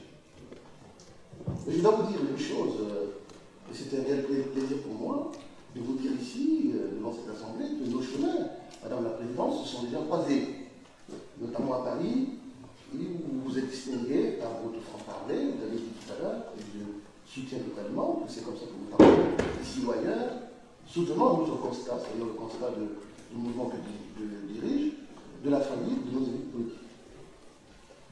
Aussi, nous nous réjouissons, Madame la Présidente, de vos diverses positions, qui sont les mêmes que celles que nous défendons. Il s'agit notamment de votre position sur la question du traitement de la CDK. Et vous l'avez dit tout à l'heure, Madame la Présidente. Votre position sur l'impossibilité d'organiser des élections dans notre pays en février 2015. Et vous avez dit non à la délocalisation des musulmans. Vous avez dit non, et vous êtes opposé à l'idée de la partition de notre pays, pour ne citer que cela. Alors, compte tenu de tout ce que je viens de dire, Madame la Présidente, nous constatons que, et comme vous l'avez dit tout à l'heure, le mouvement patriotique centrafricain n'a pas refusé d'adhérer à l'idée des plateformes, de faire venir la rénovation. Nous constatons qu'il existe une convergence de vision entre nous deux. Alors, après avoir dit tout cela, et je vous rejoins tout à l'heure dans l'aspect critique de la transition, nous disons que notre mouvement, comme vous, en dépit de l'élection de Mme Catherine Samba-Panza, président de transition, n'a de cesse de dénoncer un certain nombre de dérives. Et vous avez raison de le souligner tout à l'heure, qui freinent le processus du retour à une paix de l'État. Je cite par exemple. On nous dit que la CENIC a été dissoute. Mais elle est toujours active, présente, avec tous ces suppléments étrangers, hommes de rang et officiers, sur toute l'étendue du territoire centrafricain, en tant que groupe armé réorganisé pour une prétendue protection des musulmans et la partition de notre pays, d'une part, et elle est aussi présente dans toutes les institutions que vous avez énoncées tout à l'heure, Madame la Présidente, à des postes importants. Le CNT, c'est l'émanation de la FNK, la présidence de la République, il faut le dire, le gouvernement et les préfectures, en tant que force politique dominante de notre pays.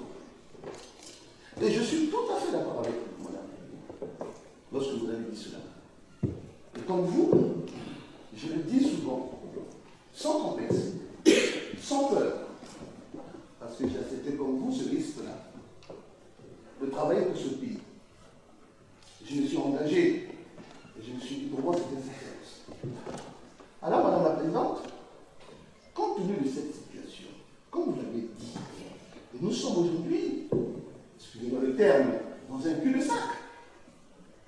La situation aujourd'hui dans notre pays constitue un véritable obstacle. Ces dérives-là constituent des obstacles à la réconciliation nationale.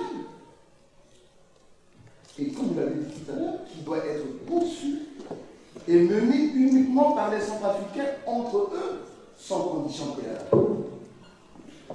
Par ailleurs, je dirais ici, devant vous, à mes compatriotes, pour quelles raisons? Posons-nous la question. Et Madame la Présidente tout à l'heure l'a dit autrement, mais nous disons la même chose.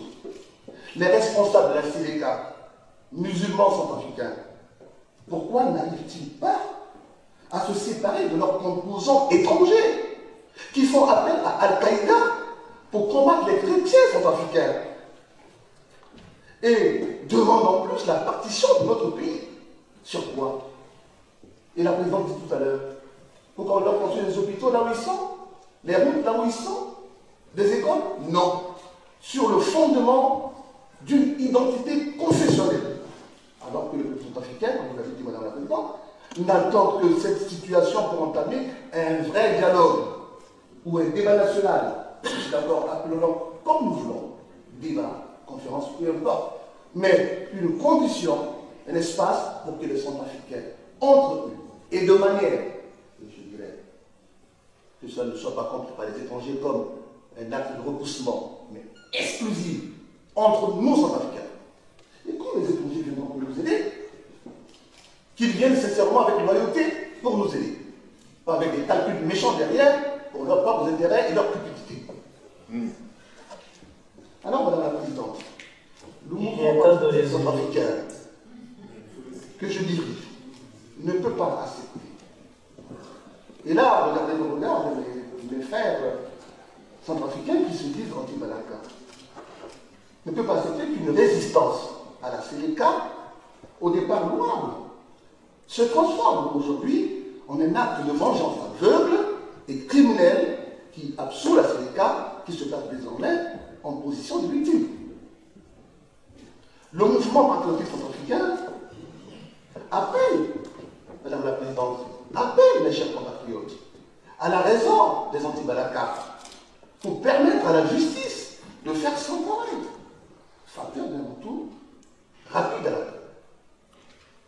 Le mouvement patriotique centrafricain que je dirige attire, grâce à la tribune que vous m'offrez aujourd'hui, Madame la Présidente, l'attention de la communauté internationale, c'est ce que je disais tout à l'heure, les diverses organisations non gouvernementales, de respecter notre souveraineté nationale en toutes circonstances.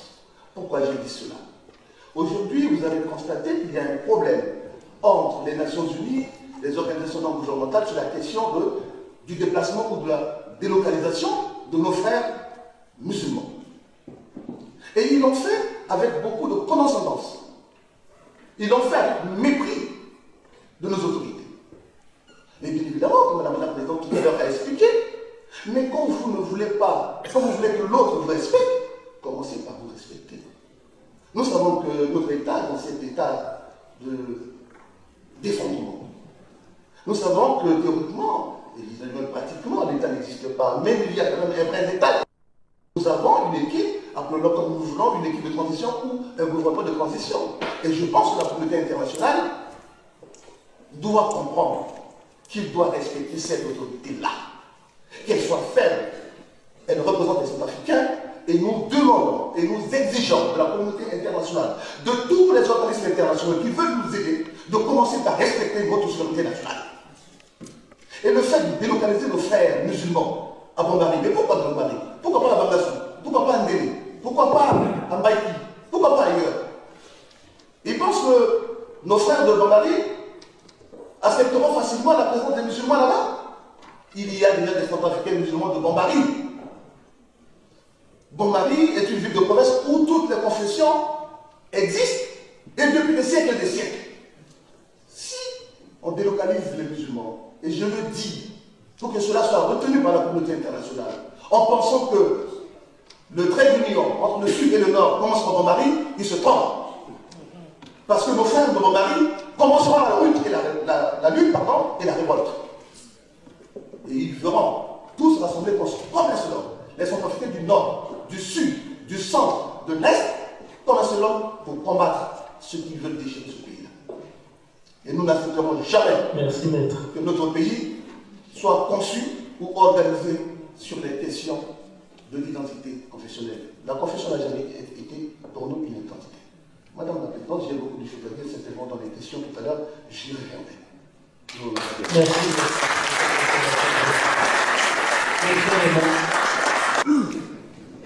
Bonjour tout le monde. D'abord, je voudrais remercier Madame la Ministre de bien vouloir accepter ce déplacement jusqu'à Bordeaux. Et au sein de son équipe, je retrouve que des frères avec qui on a grandi.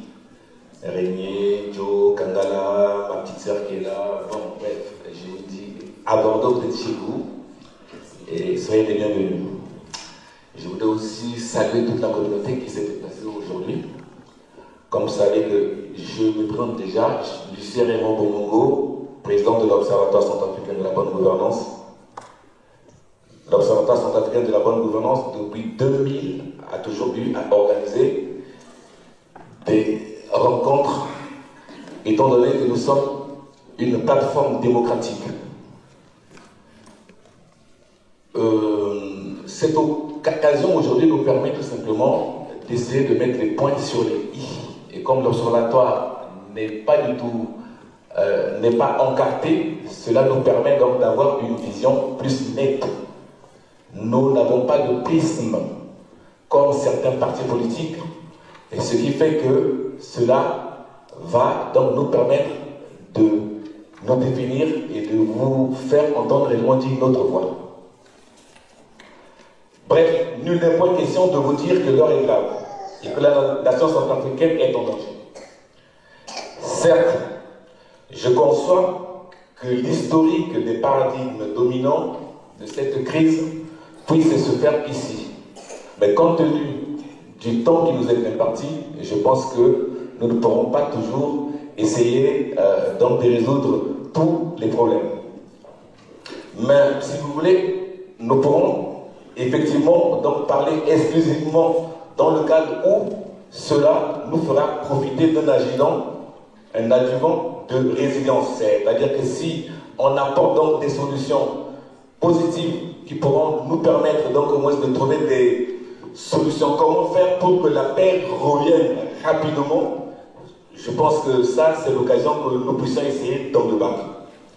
Quant à moi, quant à l'Observatoire centrafricain que je préside, j'ai dit tout simplement que la vraie problématique récurrente à ces multiples crises, c'est l'égoïsme, la perfidie, le manque d'esprit patriotique et de surcroît la volonté de servir d'aiguillon civique de nos hommes politiques. C'est pourquoi j'appellerai de tous mes voeux les acteurs sociopolitiques, la jeunesse, à changer l'inertie du système. La classe politique centrafricaine est responsable de tous les maux qui gangrènent la République centrafricaine.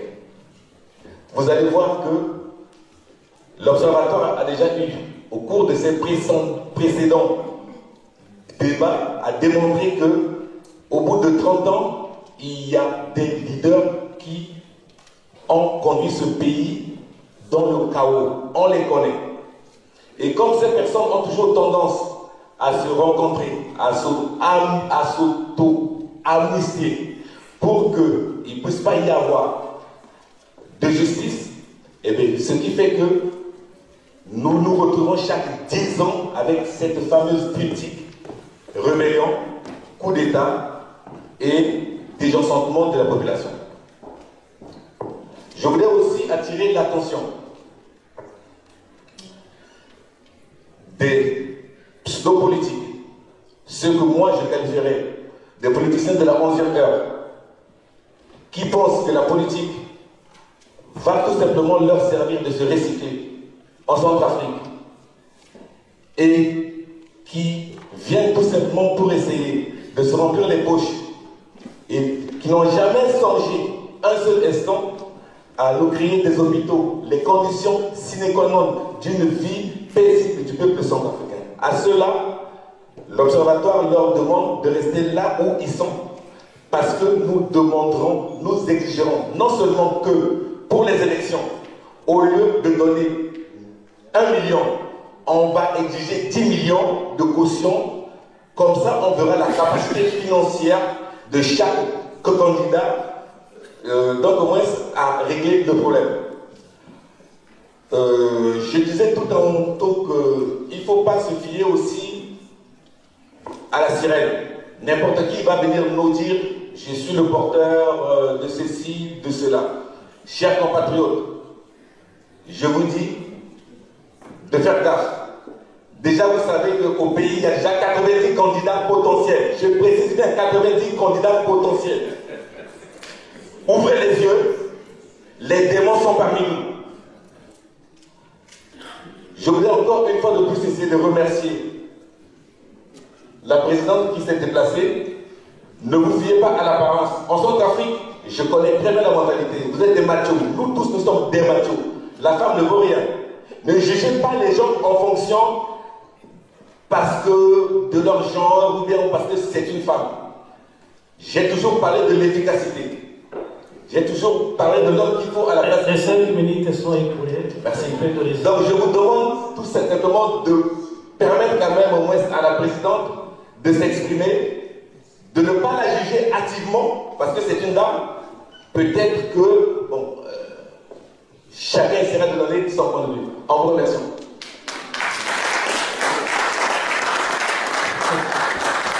Merci pour ces kilomètres, je ne sais pas si elle est bon pour tout le monde. C'est à chacun de juger. Je me permets juste, en fait, d'une part, j'essaie donc de remercier Madame Marilène Hassen, donc, de venir nous rendre visite dans le cadre de cette conférence et rappeler très rapidement que c'est presque une culture ici à Bordeaux de recevoir fréquemment les hommes politiques centrafricains. C'est comme si Bordeaux était un faiseur d'hommes politiques en Afrique, de manière générale.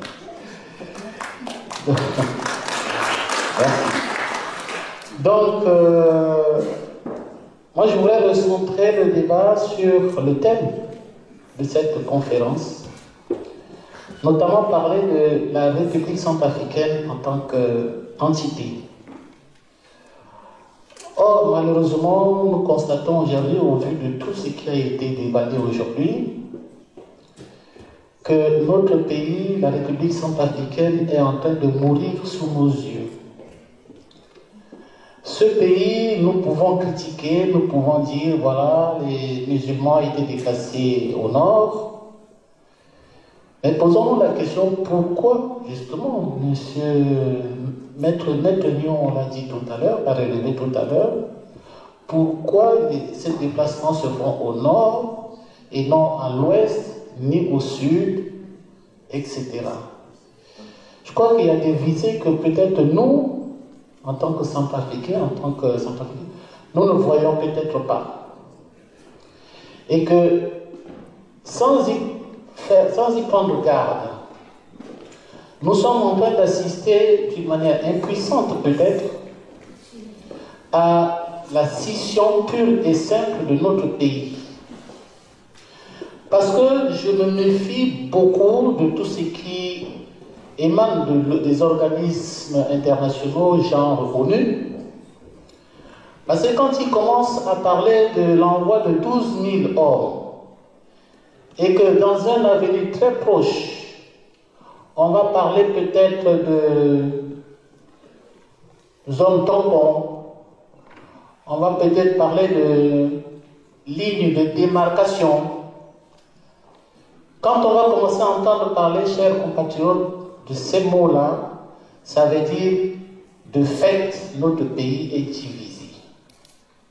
Alors, méfions-nous, encore une fois, d'applaudir les annonces qui sont faites par l'ONU sous prétexte que 12 000 hommes vont venir. Et si vous entendez bien, dans 6 mois, c'est-à-dire, on prévoit à peu près 25 à 50 morts par jour, 6 mois, ça fait 180 jours à peu près. Vous multipliez 180 jours par 25, vous voyez à peu près combien de morts il en faut avant le déploiement de ces 12 000 hommes qui sont certes vont venir probablement, d'abord c'est pas garanti, mais pour parachever la scission de notre pays.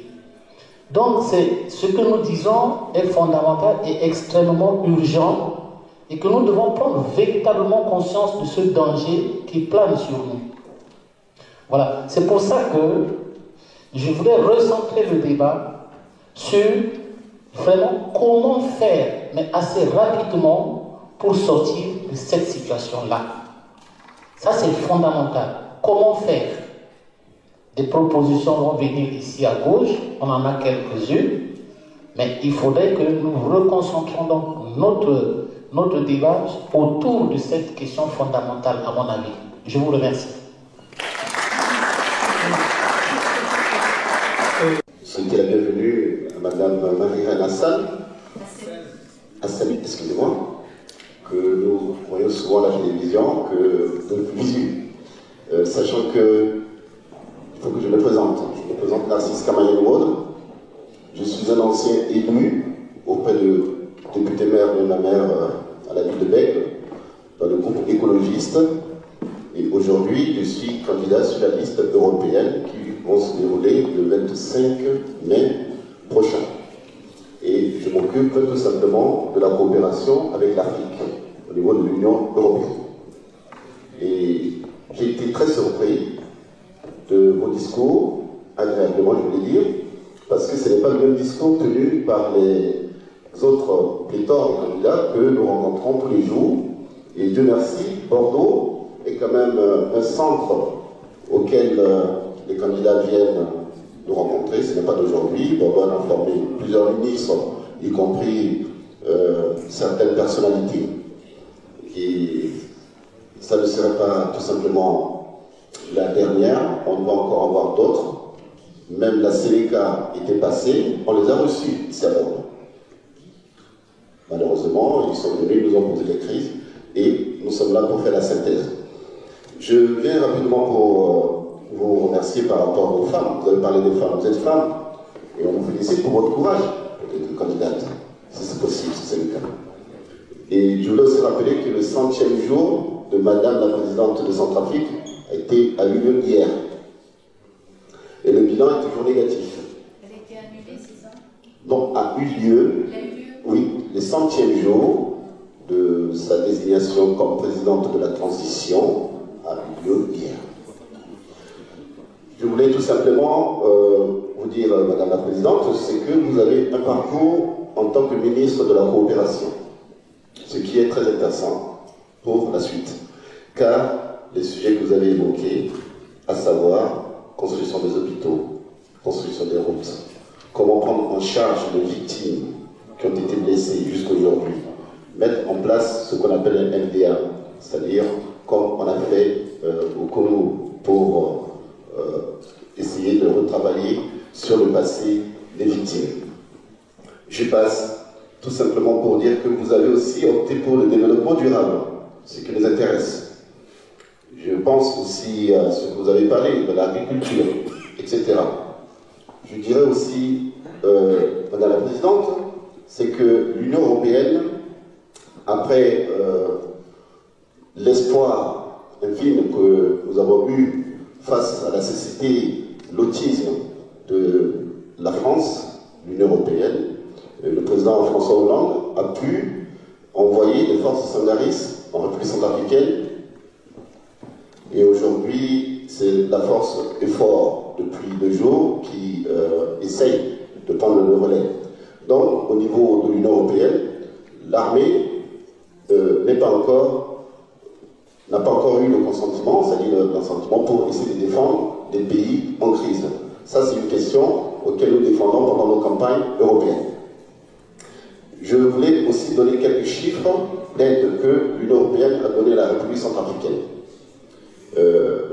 Depuis le sommet, les différents sommets que je vais passer, le pays a reçu 315 millions d'euros par l'Union européenne. Ces 315 millions d'euros, je pense Là-dessus, il y a l'AFD, auquel nous présidons.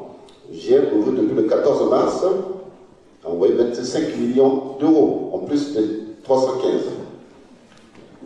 J'ai fait un article que j'ai envoyé à l'Union européenne pour tirer leur attention et de mettre des garde-fous qui sont très nécessaires quant au bon usage de ces fonds, afin d'éviter que les bénéficiaires se retournent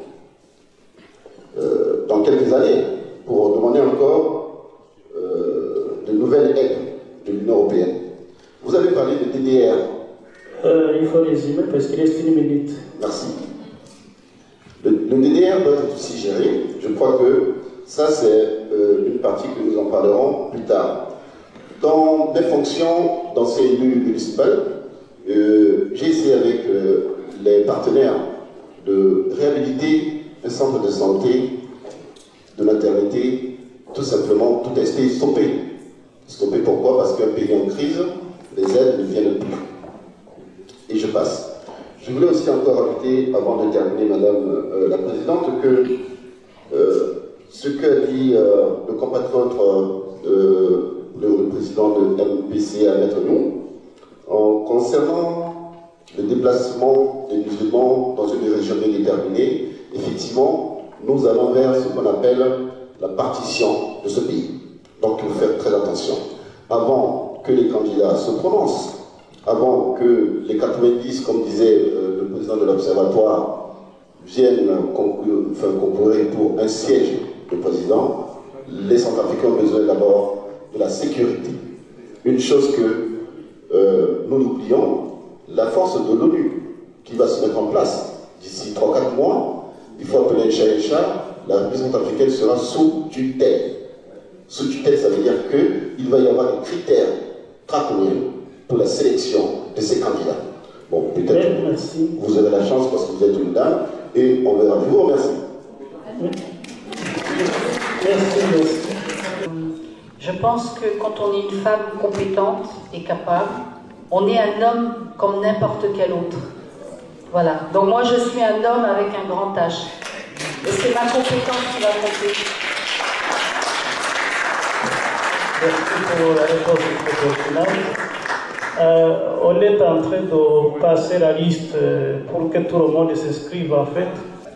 Je vous remercie. Je suis Emmanuel Mambo, je suis juriste. Et je voudrais, comme tous les autres qui se sont exprimés avant moi, vous souhaiter bienvenue à Bordeaux.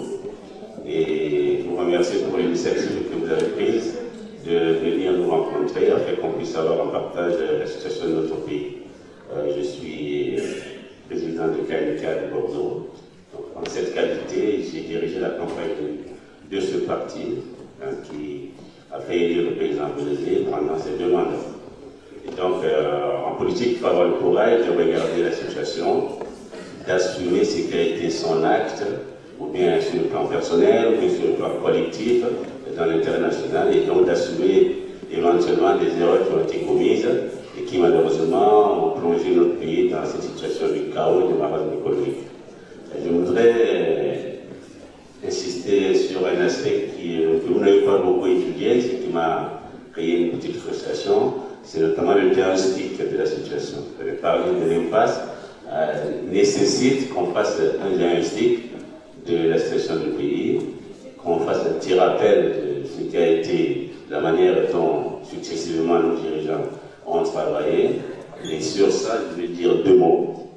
Pour moi, il y a 2 facteurs. Il y a un facteur exogène et il y a un facteur endogène de cette crise. Donc j'entends par facteur exogène des facteurs qui sont extérieurs à notre pays. Ça peut être lié à l'histoire entre nous et les autres pays, notamment le pays colonisateur, et les relations diplomatiques qu'on a avec les gens. Ça peut être aussi sur le plan intérieur, ce qui a été le comportement de nos dirigeants politiques, parce que ça s'est caractérisé malheureusement par la corruption, par une incompétence des cadres, de secrétaire politique, et par une absence de sanctions, de contrôle, et tout cela a amené malheureusement le pays dans une situation de souffrance. Et après, la manière dont successivement le pouvoir a été pris et exercé n'a pas permis à notre peuple de toucher le bonheur. Et je voudrais dire un seul mot sur le dernier coup d'État qui a eu lieu. On l'a vu venir. On s'était inquiété dans différents rendez-vous du fait que Sénégal n'avait pas d'idéologie, que Sénégal ne nous faisait pas savoir exactement quel va être son projet pour nous, son plan d'action. On savait que c'était un groupe de rebelles qui n'avaient rien en commun, qui n'avaient aucune idéologie à partager. Et donc, je me suis exprimé dans le cadre des réunions qu'on a eues que certains gens disaient que tout ce qui était bon pour investir, l'ancien président était encouragé. J'ai écouté des gens, y compris dans la salle, des gens parler de coup d'État sanitaire souhaitable pour arrêter la souffrance du peuple. J'ai déclaré qu'on allait très vite à la désillusion et qu'on allait tôt ou tard désenchanter. Et effectivement, nous sommes dans le désenchantement et la désillusion. Ça, c'est bien un cycle, il faut le faire. Maintenant, comment sortir? Un premier constat. Notre classe politique a été très silencieuse pendant les agissements qui ont fait tomber le régime. Notre classe politique a été très silencieuse pendant les premiers mois du régime qui a gouverné notamment le Sénégal. Beaucoup d'entre nos dirigeants ont pris la fuite pour se mettre à l'abri eux. Ils vont dans les prochains jours chercher à repartir parce qu'il est prévu que la transition se termine. Et donc, naturellement, chacun va prendre la parole pour demander à être président. Si Michel passe de nos électeurs, je pense qu'il y en a beaucoup parmi nous, et je soutiens ce que Raymond Bouvailly, le président observatoire, qu'on risque d'avoir plus d'une centaine de candidats à la présidentielle. Les pays donateurs, comme les États-Unis, la France et autres, ils n'ont pas autant de candidats à la présidentielle que nous. Est-ce que c'est parce que tout le monde est intelligent, que tout le monde est apte pour gouverner? Est-ce qu'on ne peut pas se réunir autour des valeurs, autour des idées, autour des projets, pour que tout le monde fasse la politique? Parce que c'est le même moyen pour gagner l'argent. Et parmi les potentiels candidats, il y a plein de gens qui sont solidaires de l'échec de la classe politique. Et donc, je souhaiterais, dans les prochains jours, que ces gens de rendez-vous nous permettent de regarder ce qui a été notre parcours, d'assumer ce qui a été nos erreurs, et de nous méfier de trois choses. Les facteurs exogènes, parmi lesquels il y a les loges maçonniques, on n'arrive pas au pouvoir en Centrafrique sans avoir eu besoin de certaines forces occultes qui dictent autre chose que le programme du peuple. On ne rend pas compte à Centrafrique. Alors qu'en démocratie, le peuple doit pouvoir choisir librement son dirigeant, le contrôler et éventuellement le sanctionner si sa gestion devient vraiment délicate. Donc, voyez-vous, on reprend les mêmes, on recommence à chaque fois on peut le Merci. Ça, ce n'est pas bon. Je vous remercie.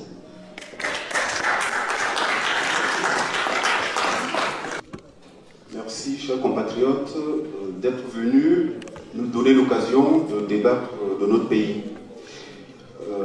Je vous félicite pour l'engagement, mais je voudrais quand même rappeler les silences que vous avez eus dans vos déclarations.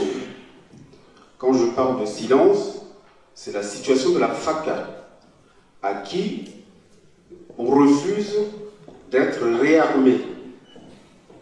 Donc, je voudrais savoir, face à des menaces de partition, face à l'insécurité, comment notre pays peut faire sans son armée.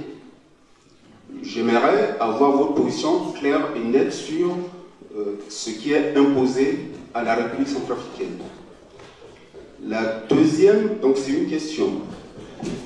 La deuxième remarque que je ferai est un souhait, c'est qu'à la fin de votre présentation, enfin de la réunion, que vous présentiez un peu votre équipe. Parce que, vous savez, nos hommes politiques, ils sont brillants et éloquents, mais ce qui manque en général, c'est l'équipe qui les suit. Donc, s'il vous plaît, si vous pouvez nous le faire, ça sera bien. Merci. La dernière question, ce qui est très important, c'est la question de l'armée, donc posée par M. Vico Dieudonné. Aujourd'hui, le problème de l'armée est le suivant. Il faut savoir que nous avions une armée nationale pendant très longtemps dans notre histoire, c'est-à-dire une armée véritable qui comprenait toutes les ethnies de la République centrafricaine sans distinction et des gens formés, des officiers, des sous-officiers, des gens solides. On a eu ça pendant très longtemps. Notre pays était en sécurité, les populations étaient en sécurité. Et même la faune et la flore étaient en sécurité. Je précise ça parce que pour monsieur l'écologiste, je suis également, si vous m'avez suivi, pour la défense de l'environnement, de la nature, des animaux, etc. Et nos arbres. Bon. Nous avons eu ça pendant très longtemps. Puis ensuite, ça a été la dégringolade. Et qu'est-ce qui s'est passé pour l'armée? Je résume rapidement. L'armée a cessé, à un moment donné de notre histoire, d'être nationale. C'est-à-dire que nous avons eu des dirigeants, voyez-vous, malheureusement, tous nos malheurs viennent de nos dirigeants. Parce qu'à un moment donné, nous avons eu des dirigeants qui ont commencé à rendre toutes les instances, en fait, de l'État, c'est-à-dire l'armée, l'administration, clanique et ethnique. Ça a commencé à un moment donné. Parce que nous avons eu un chef d'État qui faisait partie d'une ethnie minoritaire et qui a commencé à mettre des personnes de son ethnie uniquement dans l'armée et à virer les autres. Je résume, hein. Même chose dans l'administration. Et donc, lorsque une autre personne a pris le pouvoir, enfin, est arrivée à la tête de l'État plus tard, 10 ans plus tard, ou un peu plus, un peu moins, en général c'est en moyenne 10 ans hein, que ça dure. Donc, lorsqu'une autre ethnie est arrivée au pouvoir, un autre président, tous ces gens qui ont été frustrés, parce que vous voyez, toutes ces frustrations et ces désirs de vengeance ont été créés, nos gouvernants et leur manière de gérer de manière exclusive, c'est l'exclusion, c'est l'ethnicisation de tout, c'est le clan, c'est le népotisme, c'est tout. Et c'est ce qui se passe jusqu'aujourd'hui, à l'heure où je vous parle. Et c'est ça qui nous plaît. Et l'armée, le problème, vous le savez, ça a été ça. Donc un autre chef d'État est arrivé, youpi, c'est mon tour, comme d'habitude, et donc je vire ces autres malpropres qui étaient là, et je mets les miens. Donc uniquement les gens de mon ethnie. Et comme on est majoritaire, ben, on envahit tout. L'administration, l'armée. Donc notre armée est ainsi devenue clanique, c'est-à-dire ethnique d'abord, et clanique beaucoup, pour les postes de responsabilité. Et ça a continué. Un autre chef d'État est arrivé, il a fait pareil, et vas-y que je vire tous les autres et que je mette les miens. Mais dans le processus, qu'est-ce qui s'est passé? Pourquoi aujourd'hui la communauté internationale, appelons-la comme ça, mais c'est un terme très global, mais pourquoi est-ce qu'aujourd'hui on hésite à donner des armes à l'armée nationale centrafricaine, l'armée centrafricaine qui n'est plus nationale? Parce que dans ce processus que je viens de décrire très rapidement, eh bien, on a eu des gens qui ne sont pas professionnels. Vous le savez. L'armée la véritable a été remplacée au fur et à mesure par des dilettantes, par des bandits. Je ne dis pas qu'ils sont tous des bandits, mais il y a des bandits dans l'armée, vous le savez. Il y a de tout. Ce sont des personnes qui ont été récupérées dans les villages, à qui on a mis le treillis et les armes, et puis on les a mis dans l'armée, parce que c'est le petit du village, parce que c'est le cousin, parce que, etc. Donc notre armée n'est plus aujourd'hui une véritable armée. Certes, il y a des gens il y a des gens qui avaient été formés, ils sont là. Ils ont été poursuivis, vous le savez, par Sénéca qui en a tué pas mal. Et donc, ils ont été obligés de se cacher pour ne pas être décimés. Ça, on le sait. Bon, on a vu des images élémentaires de tout ça. Mais aujourd'hui, en résumé, qu'est-ce qu'il faut faire avec l'armée? C'est comme tout en Centrafrique. C'est qu'il faut refonder tout. L'État, déjà, doit être complètement refondé parce qu'il ne reste plus rien aujourd'hui. C'est-à-dire, l'armée doit être refondée totalement. Les personnes qui sont des militaires de métier, qui ont fait des grandes écoles militaires, à l'étranger ou en Centrafrique, on a eu d'ailleurs à avoir des grandes écoles militaires chez nous, des écoles d'enfants de troupes, tout ça, et les gens venaient se faire former chez nous de toute l'Afrique. Malheureusement, on a perdu tout ça, on a perdu tellement de choses. Donc, il faut refonder l'armée aujourd'hui, c'est-à-dire les personnes, les professionnels, revoir un peu combien il en reste, etc., faire tout le... Mais il faut que les autres personnes soient formées. Vous ne pouvez pas prendre un bandit qui est entré dans l'armée par accident, parce qu'un chef d'État de sa tribu l'a mis là, ou qui est arrivé avec la Séléka, qui, on sait, en majorité sont des bandits de grand chemin. Vous ne pouvez pas faire entrer Antipalaka dans l'armée. Si on veut refonder la Centrafrique sur des bases solides, comme je le dis, mais il faut commencer par là déjà, il faut commencer par l'armée. C'est-à-dire il faut refonder l'armée, il faut former les gens. Donc par catégorie, récupérer, oui, on a besoin de notre armée, certes. Mais on ne peut pas non plus donner des armes à tous. Il faut faire la distinction. Donc maintenant, après, ça sera le travail du gouvernement, hein, de faire ce travail-là. Mais oui, ce travail doit être fait. Mais voilà, de cette façon-là. On ne peut pas prendre tout le monde et donner des armes à tout le monde. Ça, c'est pas possible.